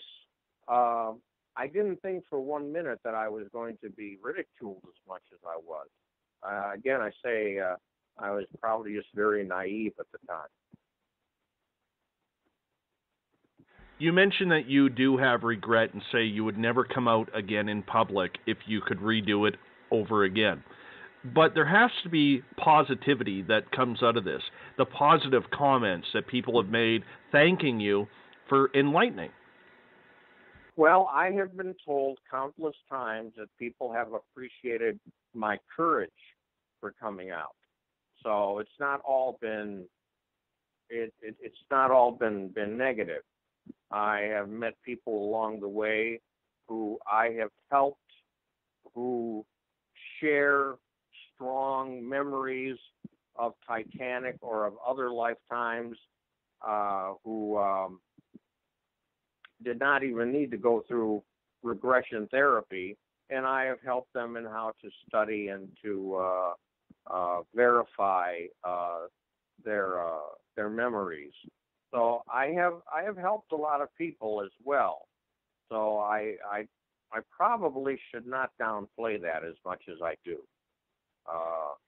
There's been many people that I've helped. I know that. Well, it is very easy to dwell on the negative. I know that from personal experience. So, yeah. I can forgive you on that one. Thank you. My friend, we are going to take a break here at the top of the hour as we are complete 2 hours of our 3-hour show with author William C. Barnes. You can go to williamcbarnes.com to learn more about Thomas Andrews and who he was and how he is linked to Bill Barnes himself. You're listening to Spaced Out Radio. I am your host, Dave Scott. We'll be back right after this. Become more intimate and interactive with Spaced Out Radio. Join our Space Travelers Club with your new membership. For $5 a month, we'll provide you with special access to the website, monthly prize draws from books to psychic readings, along with monthly newsletter, private interviews, and more. Sign up today to be part of Spaced Out Radio's experience. Every month on Spaced Out Radio, we look into the deep and dark reports of cryptids roaming around the world with me, Rob Morphy, from Cryptopia.us. I would love it if you would join me and host Dave Scott as we delve into the most arcane stories and reports regarding creatures of the unknown. My job is to hunt down the details and bring the evidence forward to you. These aren't your regular Bigfoot stories I'm talking about either. You can find out more about crypto history at spacedoutradio.com. Looking for a place to advertise at a very reasonable cost? Look no further than Spaced Out Radio. SpacedOutRadio.com has an advertising tab that you can click to check out our daily, weekly, and monthly packages to play on the radio, or our website including social media. From commercial spots to banners, we have it all. Check out our competitive pricing today.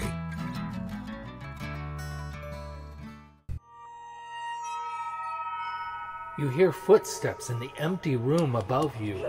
A rocking chair begins rocking by itself. Don't be afraid of the things that go bump in the night. Reach for Spirit Storybox, the iPhone app the Huffington Post UK called the only ghost hunting app you will ever need. Spirit Storybox. The spirits are telling their stories. Are you listening? Strange creatures lurking in the night, the sounds of wood knocking in the forest, odd happenings right out of a fictional world. These are the reports I love. Hi there, this is author Ronald Murphy, and I would love it if you join me and Spaced Out Radio host Dave Scott the second Wednesday of every month on our journey into the unknown land of cryptozoology at spacedoutradio.com. From Mothman to Frogman and everything in between. Hey, they don't call me the crypto guru for nothing. Is the 24-hour world starting to wear you down? Let me from Rivulet Reiki and Ratings lend you a hand. Hi, this is Jolene, and if you're in need of Reiki or a realm reading, come to my website, rivuletrr.wix.com/rivuletrr&r, and let us help you out. At Rivulet, I specialize in healing your body, mind, and soul, no matter where you are. And be sure to check out the Rivulet R&R Facebook page for your best deals. Remember, it's time for you to make some time for you. Find yourself constantly looking up in the sky, looking for answers? Have you had extraterrestrial contact? Are you an abductee? Looking for answers to your experiences? Hi there, I'm R. Keith Andrews, Spaced Out Radio's resident ET expert. Join me live the first Friday of every month where I take questions from the Spaced Out Radio chat room and help you understand those from the far-off world. It's 2 hours of knowledge every experiencer should listen to. Hope to see you there. Did you know that Spaced Out Radio runs 7 days a week? Hi, it's James Tyson from Spaced Out Weekend. Every Saturday and Sunday night, starting at 9 p.m. Pacific, midnight Eastern, you can join me and my guests for some great chatter about what's going on out in the universe, or even in that dark part of the basement you really don't want to go back into. Well, let's find the answers to your experiences together. So come on up to Uncle Jimbo's cabin on the weekend. For more information, look us up at spacedoutradio.com. I'm so glad to be here. I'm just really glad to be here. All right. Would you like to connect with us on Spaced Out Radio? Head to spacedoutradio.com to check out the latest shows, guests, and sponsors. And don't forget to sign up for the Space Travelers Club. You'll find all you need at spacedoutradio.com. Hour number 3 of Spaced Out Radio tonight. Good to have you with us. I am your host, Dave Scott. Always a pleasure to have everyone participating, especially those listening in the SHR Media Network, on Facebook at Euphoria Chronicles, Chronicles of the Unknown, Forest Moon Paranormal, and our flagship chat room, the SOR Space Travelers, along with those chatting on Spreaker at Spaced Out Radio, tuning in live. Good to have you with us tonight. It's always a pleasure to see you sharing your important time with us. Tomorrow night on the show, we are going to step back into the ET realm. It's the second Tuesday of the month, which means it's time for Samantha Mullins to make her monthly appearance as we talk about the ET experience with Sam, and we get into what's going on and how you can make contact and what is happening with your personal experiences to make you understand them a little bit more. That is tomorrow night on the mighty SOR. A reminder, you can follow us on Twitter at Spaced Out Radio. Give our Facebook page a like, Spaced Out Radio Show. On Instagram, I can be followed at Dave Scott, SOR. Our YouTube channel, hit the subscribe button on that, is Spaced Out Radio Show. And with that, you'll be able to hear all of our archives that are stored. And once again, our website is spacedoutradio.com. When touring our website, you can check out a lot of the features that we have, including the Bumblefoot banner, as our resident guitar god, formerly of Guns N' Roses, Ron Bumblefoot THAL, leads us in and out of every show that we do. You can check out the SOR Space Wire by our news director, Eric Markham, who has news stories posted every single day of the odd and the obtuse. Check out our blog section, where we have some very talented writers who are writing on topics that affect what we talk about on a nightly basis. You can check out our affiliates page, where on our affiliates page, if you're part of a paranormal, cryptid, UFO group, you can be endorsed by Spaced Out Radio. We'd appreciate that, much like Forest Moon Paranormal and Chronicles of the Unknown, as well as others.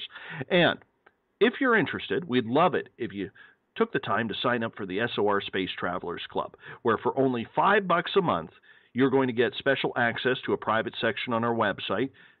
You get included in monthly prize draws.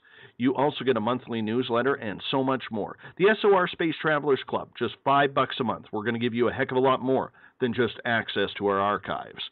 Tonight we are talking about reincarnation and the Titanic. Author William C. Barnes is with us. His website is williamcbarnes.com. He believes he is the reincarnation of Thomas Andrews, one of the designers who died on the Titanic after basically saying the ship is unsafe. Welcome back, Bill. It's good to have you with us for the 3-hour show. Thank you. I'm enjoying myself. Me too. I have been absolutely enthralled with this topic for a long time because Titanic is one of those mysteries that really goes down not just in legend, but as factual evidence that has been uncreated and unparalleled with any other real disaster, except maybe the Challenger incident back in 1986.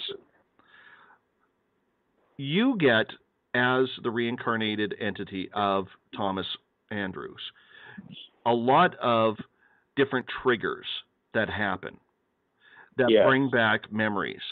Do you get fresh memories from these triggers, or is it always the same memories that repeat themselves?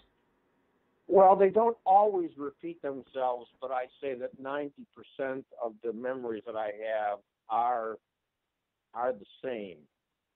But anything can really trigger a past life memory. It could be a word that someone says, and you fixate on that word, as strange as it may be. It could also be a sight. I recall, I'm from Cleveland, Ohio, and my Uncle Joe used to take me fishing there right off the big pier there off of Lake Erie. And I once saw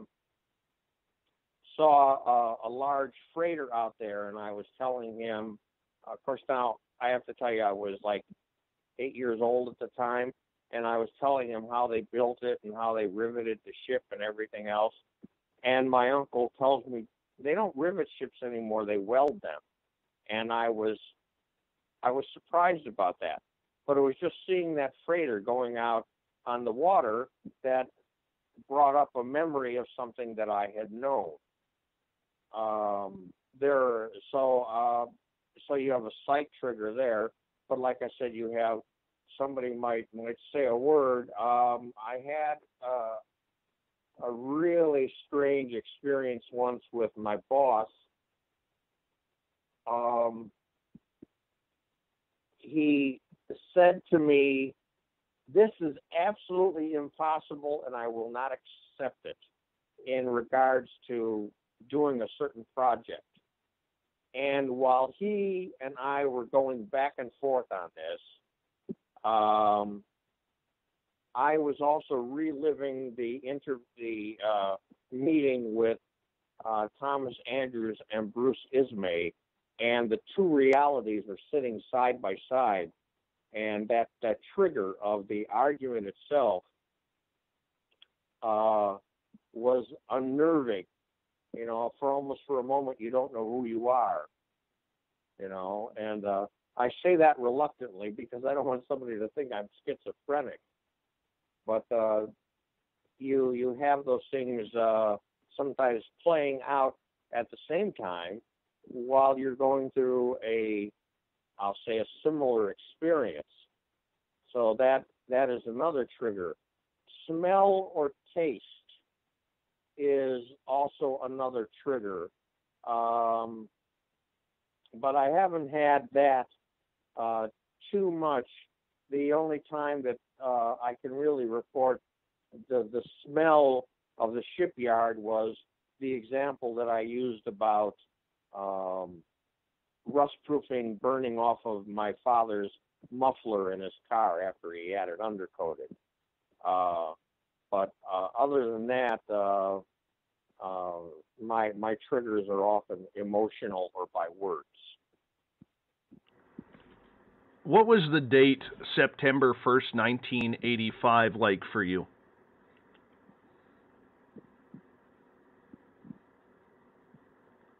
Well,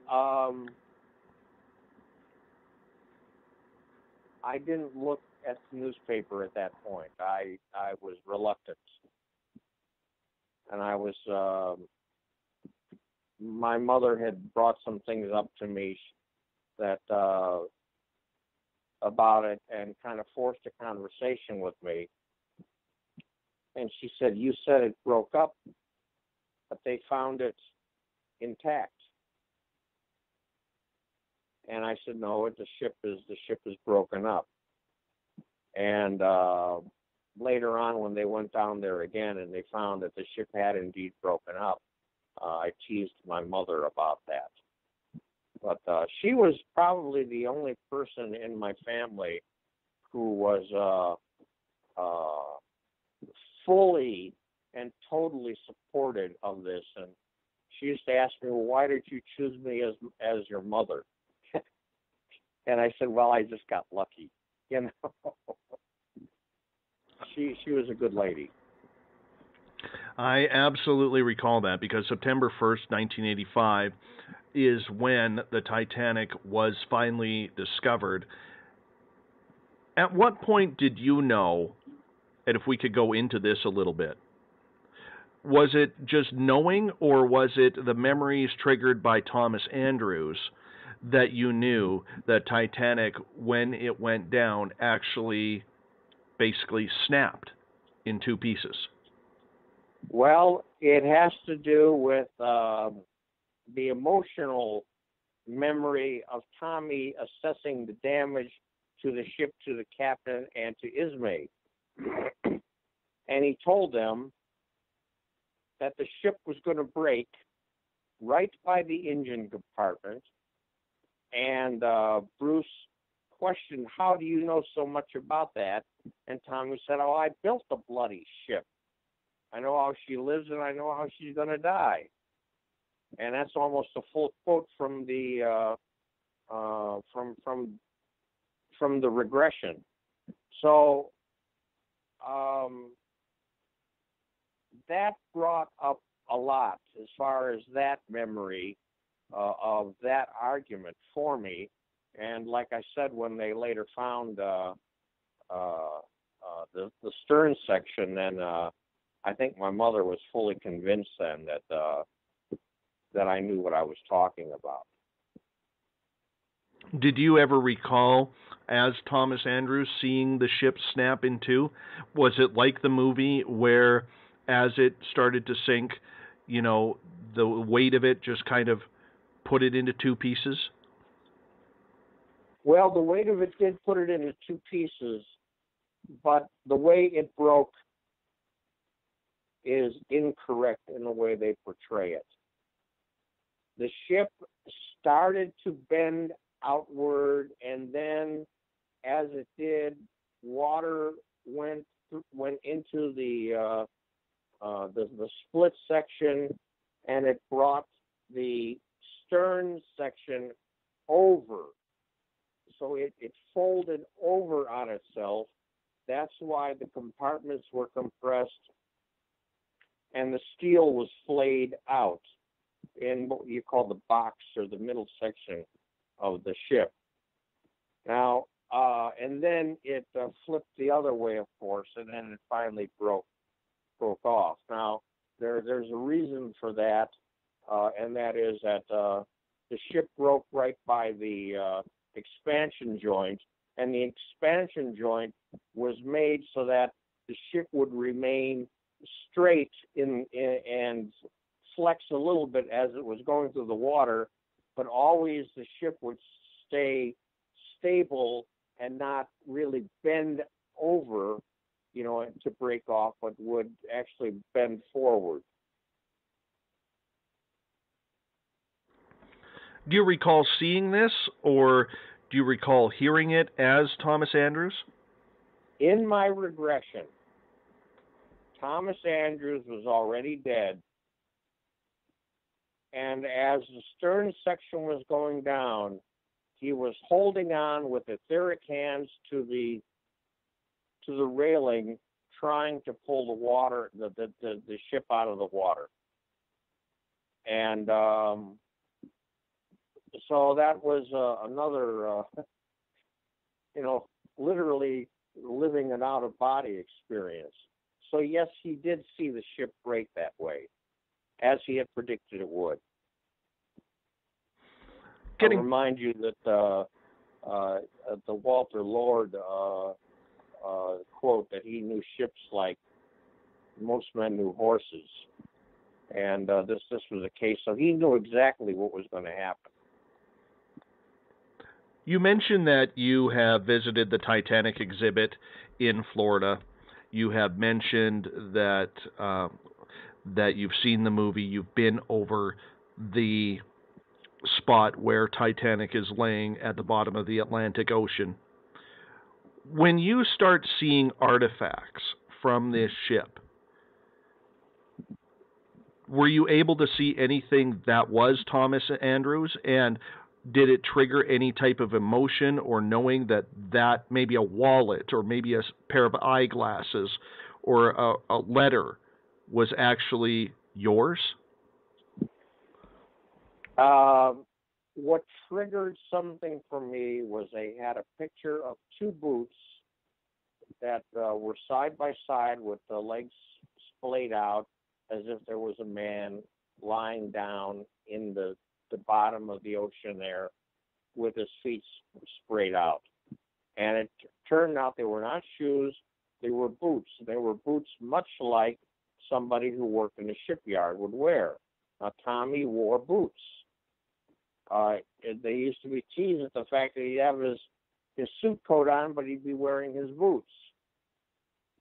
And when I looked at those, the first thing I thought to myself was, I'm looking at my own grave. And that was very powerful. That is very, very intense to even think that. I have seen the Titanic exhibit in Las Vegas at the Luxor. And I'm going to say this point blank. It was eerie.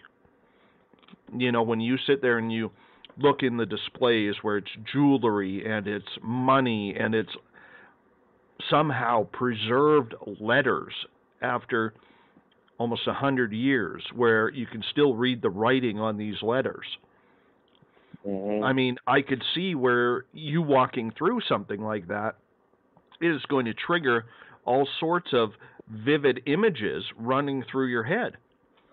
No, I went through the exhibit once in Orlando, and I will never go through that or another exhibit again, because it really unnerved me to a great deal.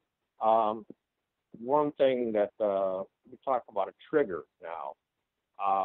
I went to Catholic school, and during the summer they would give us a reading list, Steinbeck and whoever.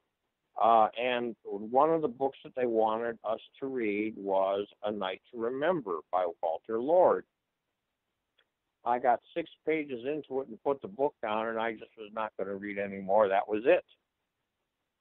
It upset me too much. And I remember getting severely disciplined by my father. Nowadays, they would call it child abuse. Then they called it discipline, And I just refused to read the book. And I remember my English teacher then, when I went back to school after that summer, giving me another book to read that I did a report on. But I just could not get through A Night to Remember. It wasn't until after my regression that I read the book, and even then I had to keep putting it down because it was too upsetting. I'm like that with the Whitley Strieber book, Communion. It's the only book I've never been able to finish because it scared the hell out of me. Yeah, it scared the heck out of me too. I used to jog at night when I was a younger man, and I read that book, and then I never wanted to go out again. I know that feeling. I was going to be abducted, Well, you know what? Where it turned for me in that book, and I know this is a little off topic, and I've mentioned this on the show before. When I read that book in 1999, I got about halfway through. I had just become a father for the first time. And it got to the point in the book where Whitley was explaining an experience where here he was sitting on a ship, and he looked to his side, and his son was sitting right beside him. And that scared me so much as a new father. To this day, I still have the book bookmarked in the place where I left off. Oh, my. My. Yeah. Yes, well, it took me about 2 months to get through A Night to Remember.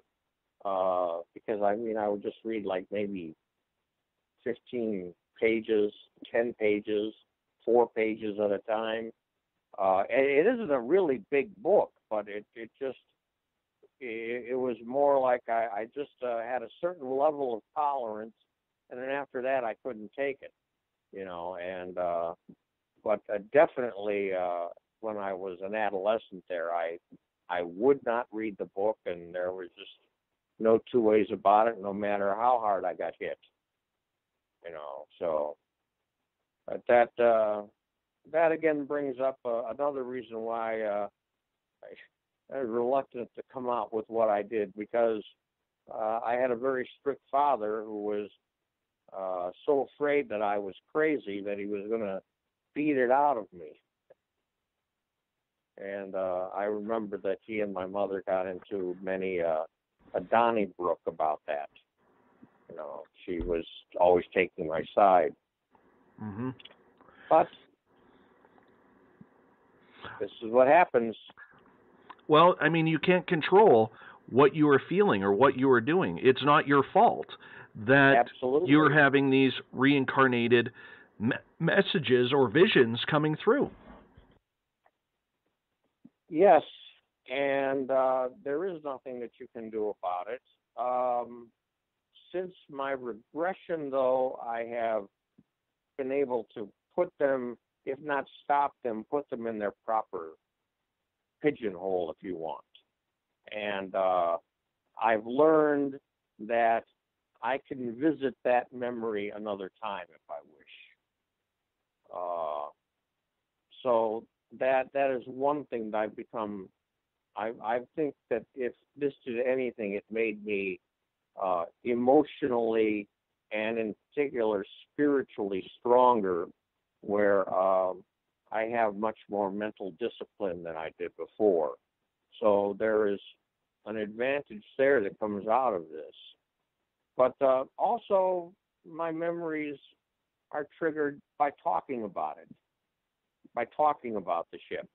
And so I have things going through my mind now, about looking at the, going down with the ship's carpenter and looking at the damage and assessing it, and seeing the water bursting in between the plates, at a very fast rate.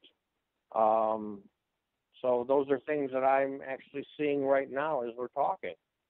It's a trigger. So what would you be seeing right now as we've been talking about this for almost 2.5 hours? What's running through your brain right now? What's been running through my brain is seeing the damage and then running around trying to get people to get on the boats. I had a very interesting trigger when I was a sophomore in high school. I was taking algebra, and it was late February, and as you know, Lake Erie freezes over to some degree. Well, there were blocks of ice on the lake that were kind of broken up and, looked like rocks strewn all over the place.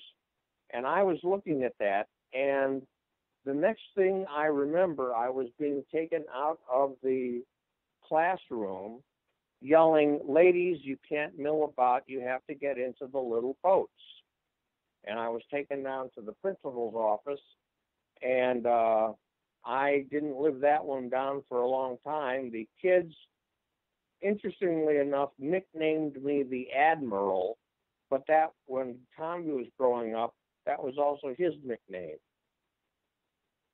So, like I said, anything that I see would trigger it. And in that case, ice on water, well, that was just the perfect storm, for a recall for me.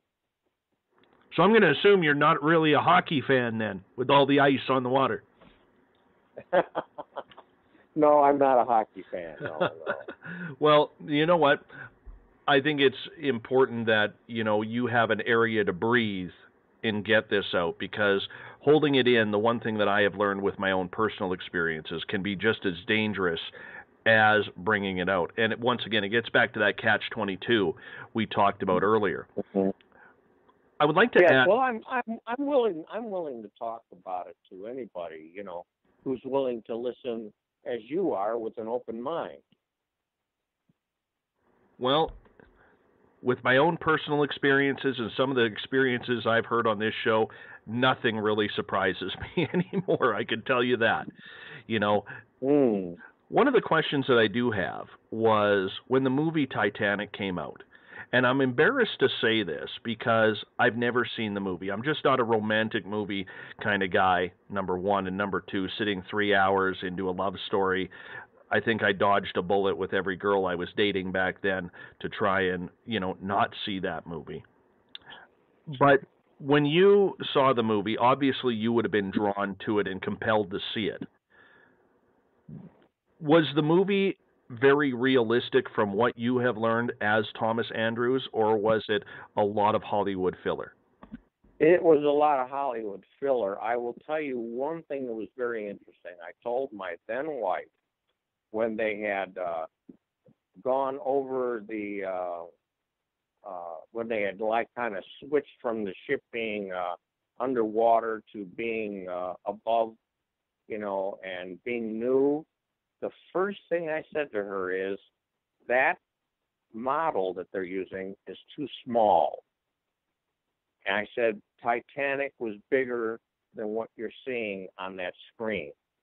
And later on, my ex-wife did a little research and said that they had built the Titanic model. They had that big set to be about the size of the Lusitania, which was approximately 100 feet shorter and several feet narrower than Titanic.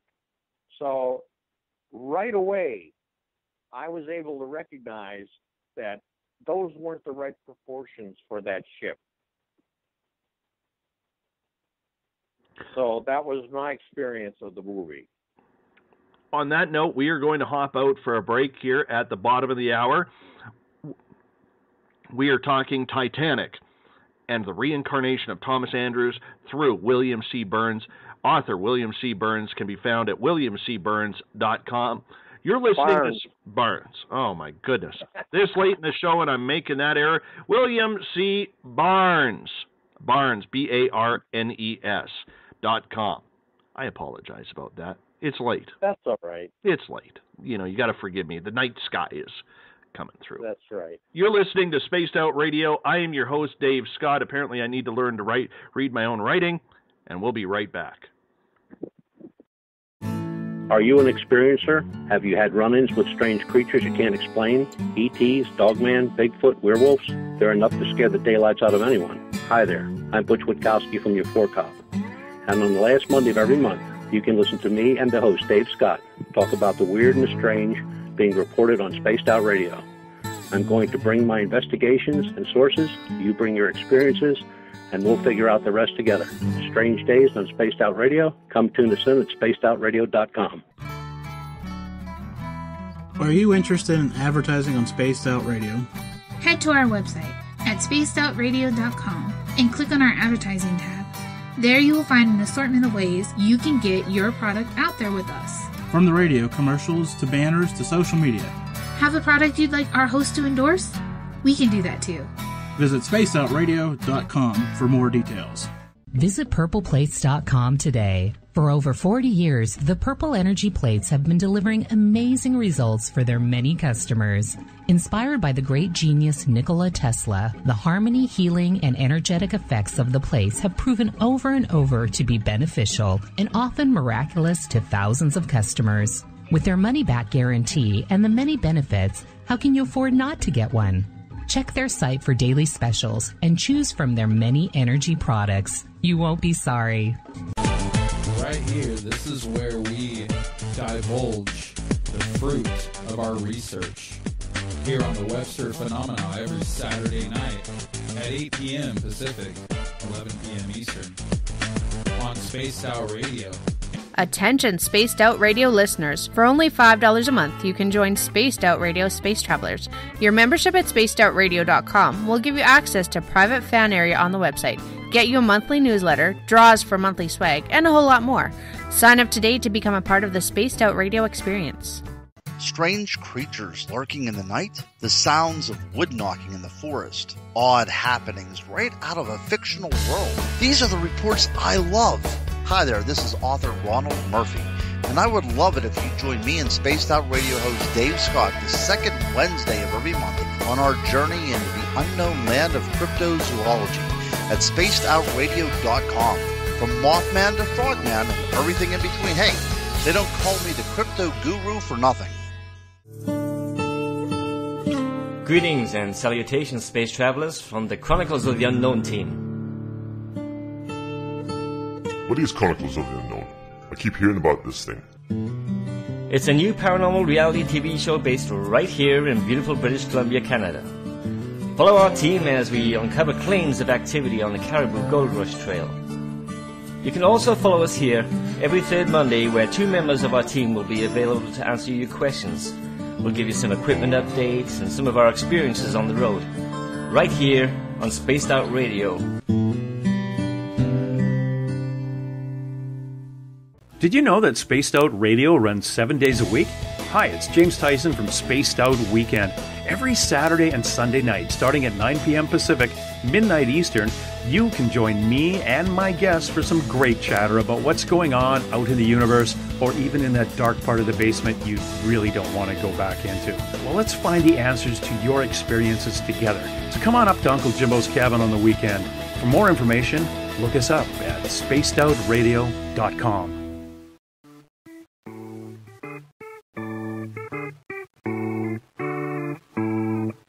Missed most of tonight's show?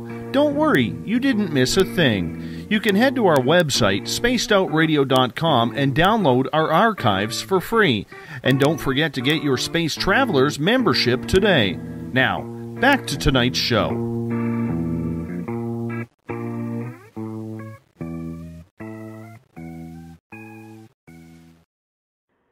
Well, we've rounded third. We're heading for home tonight on Spaced Out Radio.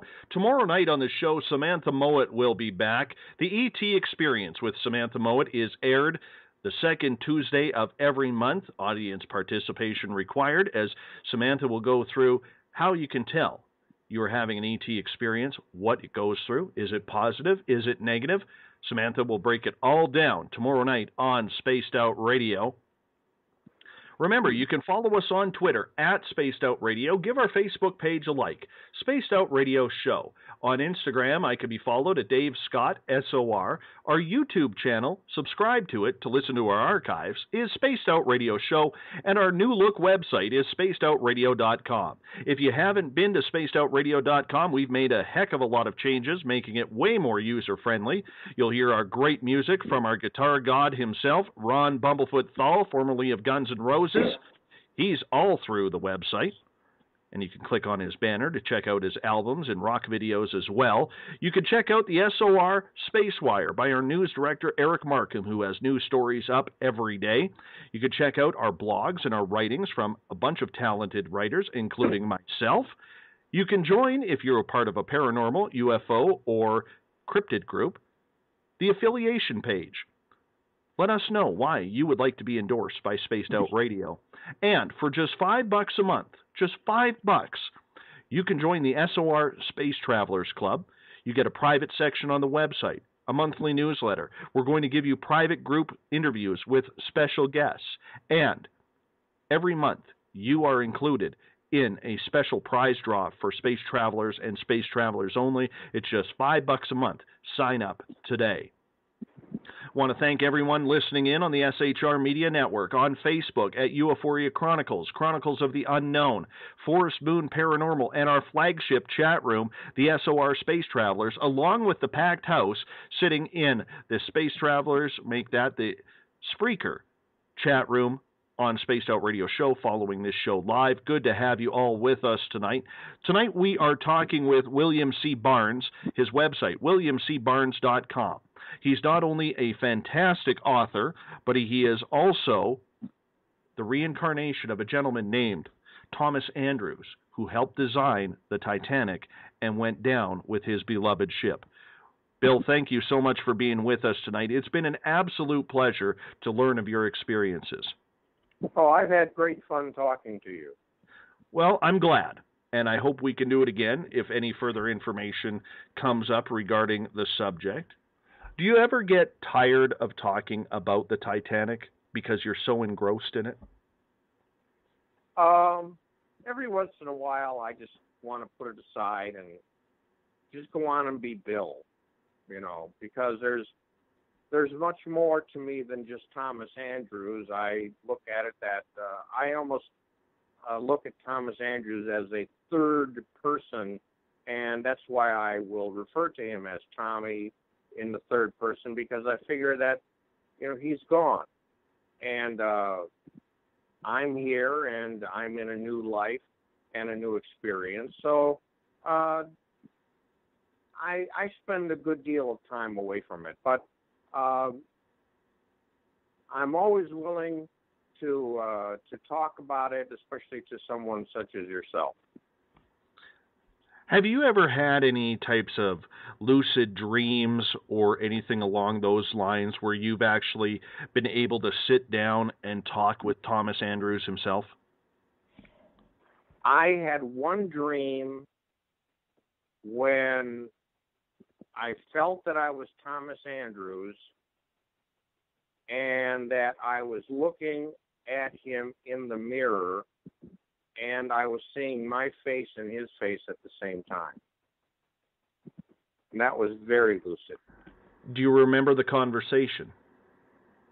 There was no conversation. Have you ever caught yourself maybe talking like him in the British accent, or have you ever caught yourself just all of a sudden being triggered by a plethora of memories that you just had to start getting pen to paper or fingers to keyboard and start writing this information down? I did after I had the regression. Things would come to mind that I would remember. And before I published the first book that was on cassette, it was called I Built the Titanic, I did a lot of research. I spent probably 6 to 8 months just in research looking over everything. So one memory would trigger another, and if I read some certain fact, then it would trigger another related fact. Not necessarily the same thing, but something related. And it was quite an interesting experience. I don't have that as much anymore. I think that I've kind of run the gamut and made the marathon here. So very, very seldom will anything new come up for me. Have you ever met or had conversations with other people who recall passing away or surviving the Titanic? Oh, yes. I've met a lot of people. A lot of them are just dead wrong.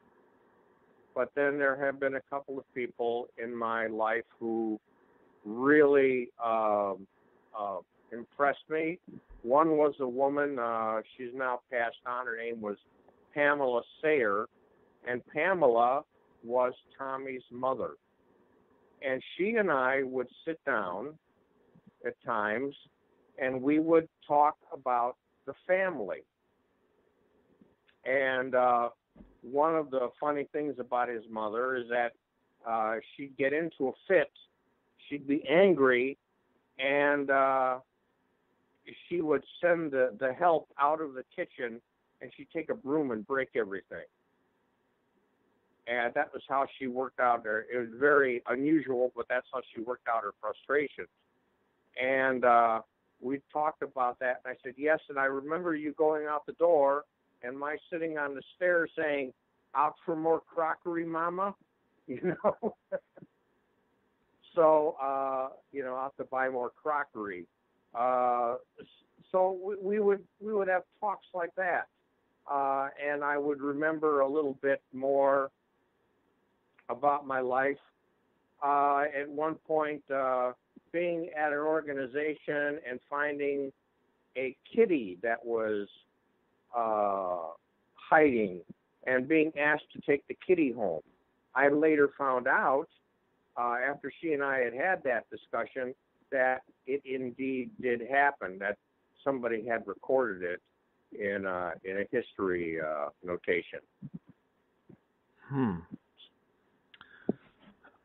When you have talked with other people who closely resemble the stories that you have being Thomas Andrews, we talked about triggers a lot in the last half hour.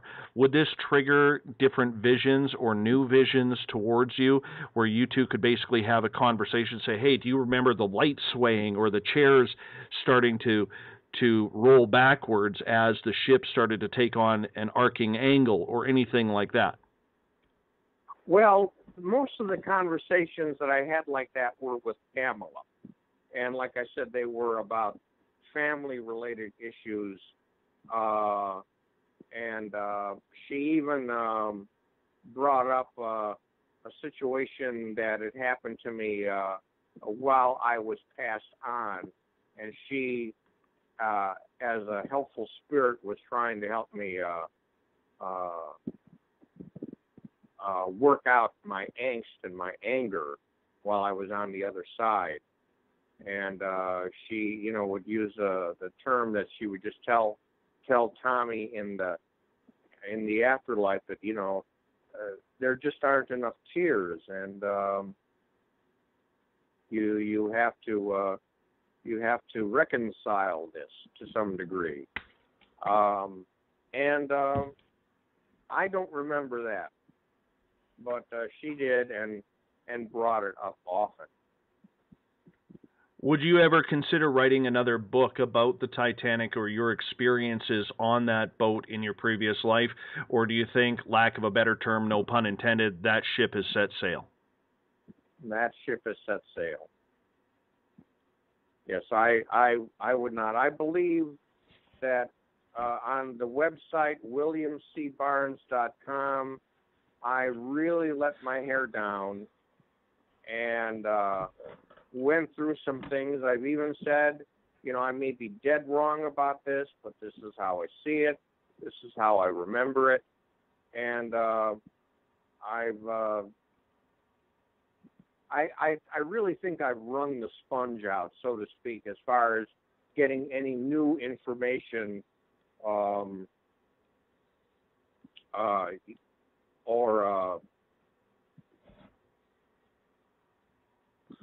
impressions, for that matter. Would you say that having this experience and learning what that you have learned over the last number of decades in researching what Thomas Andrews was all about and the Titanic was all about, would you say that it has made you more spiritual and more enlightened with life after death and what actually goes on?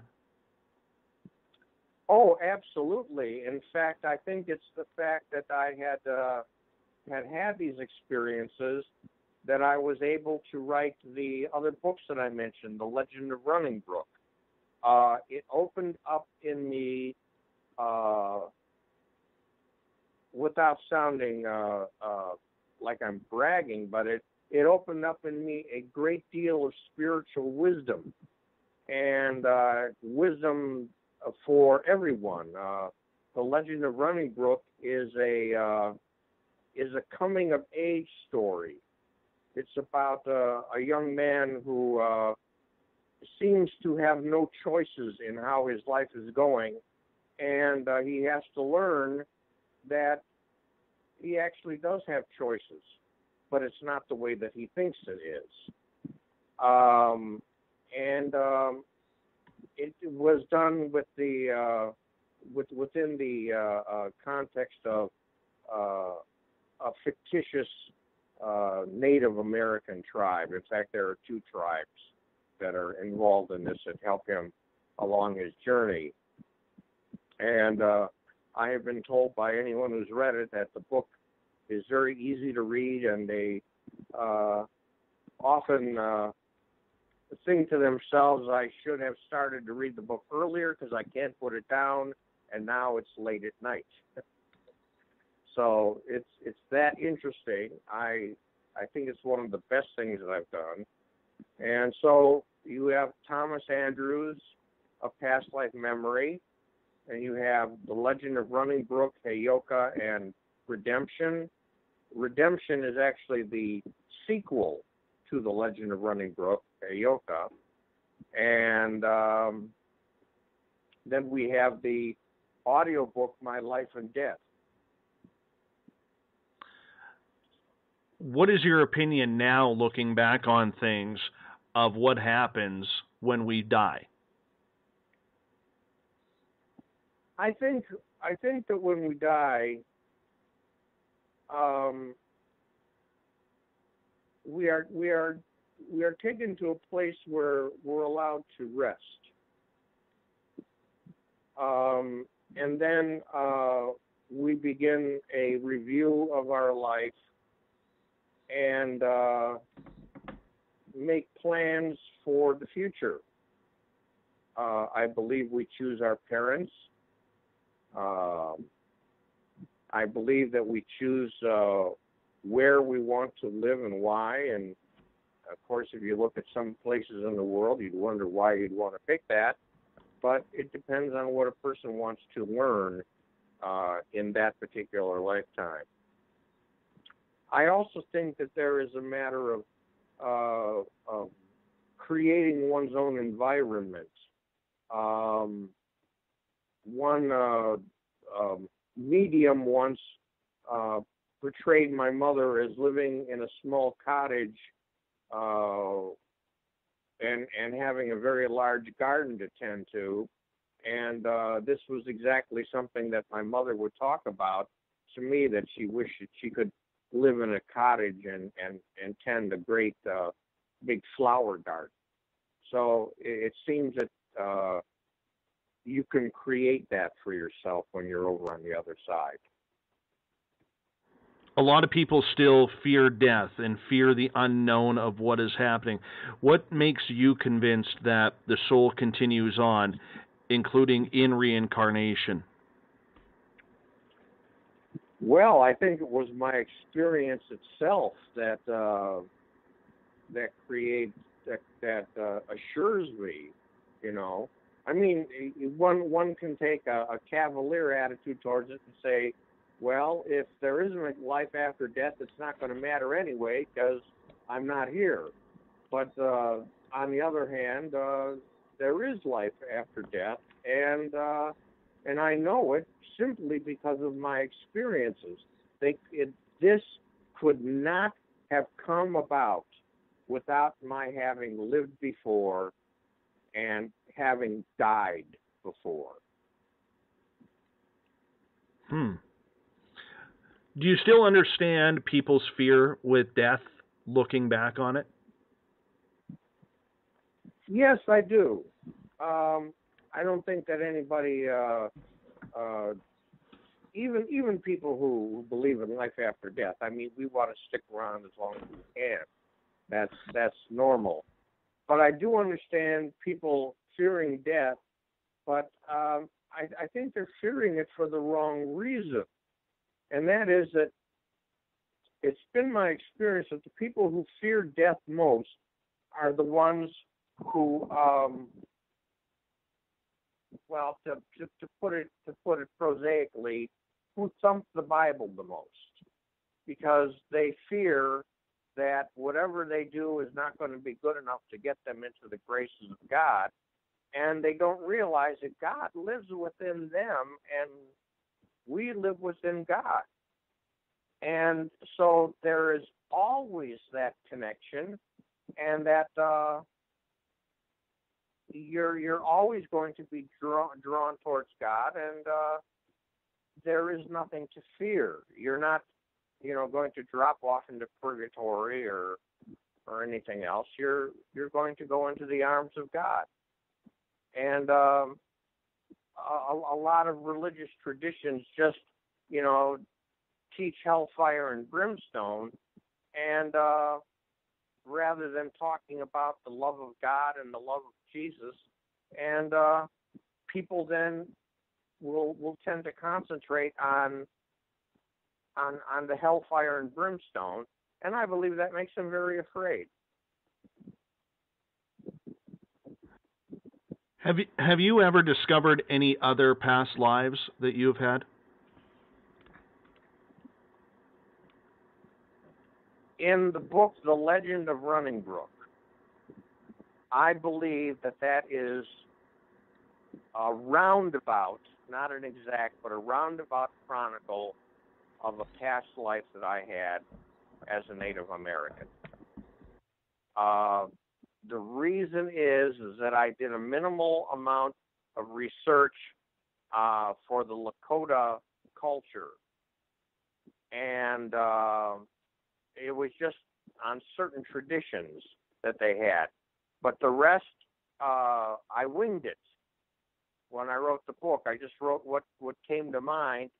And then later, my editor, Rabbi Gershom, who actually has a degree in Native American Studies, had gone over it and was surprised that I, quote unquote, knew so much, when in reality, I was just writing what came to mind. So it makes me think that I lived a life there, and the young man was a shaman. So if that is worth anything. So yes, I think I've had other past lives, and I think it's reflected in that book. Earlier on in the show, you had stated that people should be very wary about looking into their past live regressions because the karma does all of a sudden, almost immediately, carry forward, and you then wear that badge of karma along with what you are carrying today. And for some, that can be a very, very heavy load. Oh, yes. When people say, look, I need to get this done for my own peace, for my own sake of mind and spirit, do you tell them the forewarnings of it, or do you just basically say, all right, if that's what you want to do, that's your free will decision? No, what I tell them is, when you do this, you're going to be taking on the karma, but if I'm helping them, it's because they really need the help. And as a therapist, it's my duty not only to take them through that past life, but to help them come to some reconciliation so that any karma is minimalized. So a good therapist just does not regress you hypnotically, lets you get all the messages, lets you get all the information that you can get, and then leave you there hanging. A good therapist is going to work with their client, even if it has to be over a series of months or weeks. So I consider myself to be a good therapist because I do that.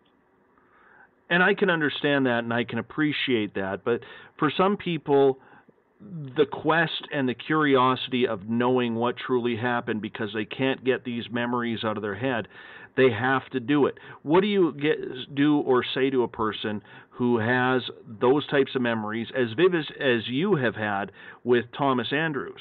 Do you then say, okay, we need to do something about this, we need to be able to figure something out? Yes, we do. Generally, a lot of people have come to me who have tried to work it out in a standard way with psychiatry and psychology, and it just has not answered their question. Now, it could be, to argue on the case of science, that this person's past life is a so-called past life, but it is symbolic of what is going on in their life at the time, and therefore, if you want to let them look at it, go ahead. I tend to believe that it is actually a past life that is somehow affecting the present life as it had for me. So, again, a good regression therapist is going to discuss the ramifications of going into hypnotic regression, and then when they take you through it, and they may have to take several sessions to do that, it took 3 for me, then that regression therapist is going to talk with you and is going to be there for you as you are going through the processing of this information. What Dr. Baranowski recommended for me is he said, you've got to write a book. You've got to write a book. Whether you publish it or not, you've got to write a book. And it was doing that and the research that really helped get me settled down. And I would share it with him, and he might have a question here or there, or suggest that I take another look at another section. But anyway, he was a good therapist also. And that's what people want when they're going to go and get a hypnotic regression. There needs to be there needs to be a good reason that cannot be explained through normal science, and there has to be a regression therapist who's going to be honest and there for you once it's done. We only have about a minute left with you tonight, boss, and I appreciate you taking the time to come on Spaced Out Radio tonight. I would love it, Bill, if you could tell everybody where they can find your books and how easy they are to get. You can get my books, and the easiest way to get them is to go to WilliamCBarnes.com. Again, that's WilliamCBarnes.com. And you can go to the bookstore section and can order the books from Lulu. You can also go to Amazon.com. You can go to Barnes & Noble. And also my books are on ebooks as well. Coco, I believe it's called, and Kindle. So you have lots of opportunities, and you can get them directly through going through WilliamCBarnes.com. Bill, I want to say thank you so much for being on Spaced Out Radio tonight, sharing your story about the reincarnation of Thomas Andrews, the Titanic. You were extremely knowledgeable, and I know our audience enjoyed this one. Thank you so much for being with us on Spaced Out Radio tonight. Thank you.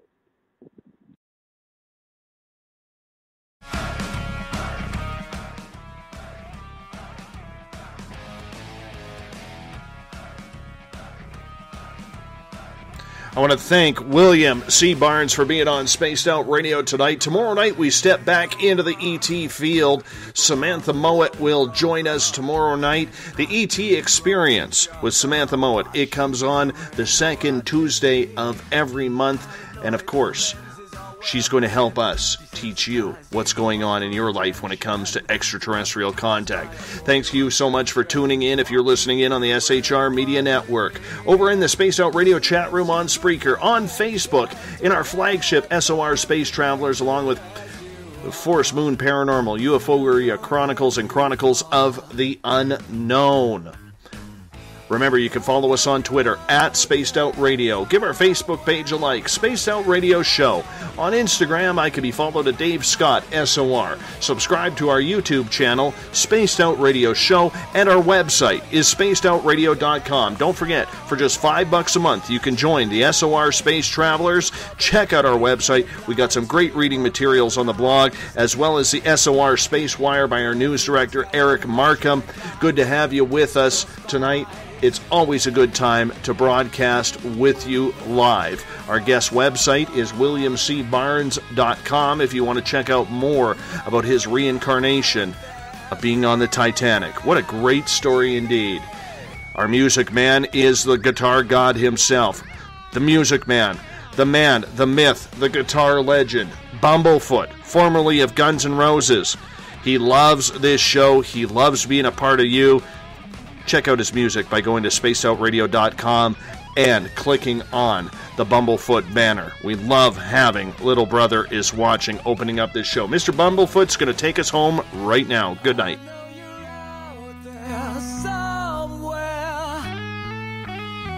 This is the new totalitarian state.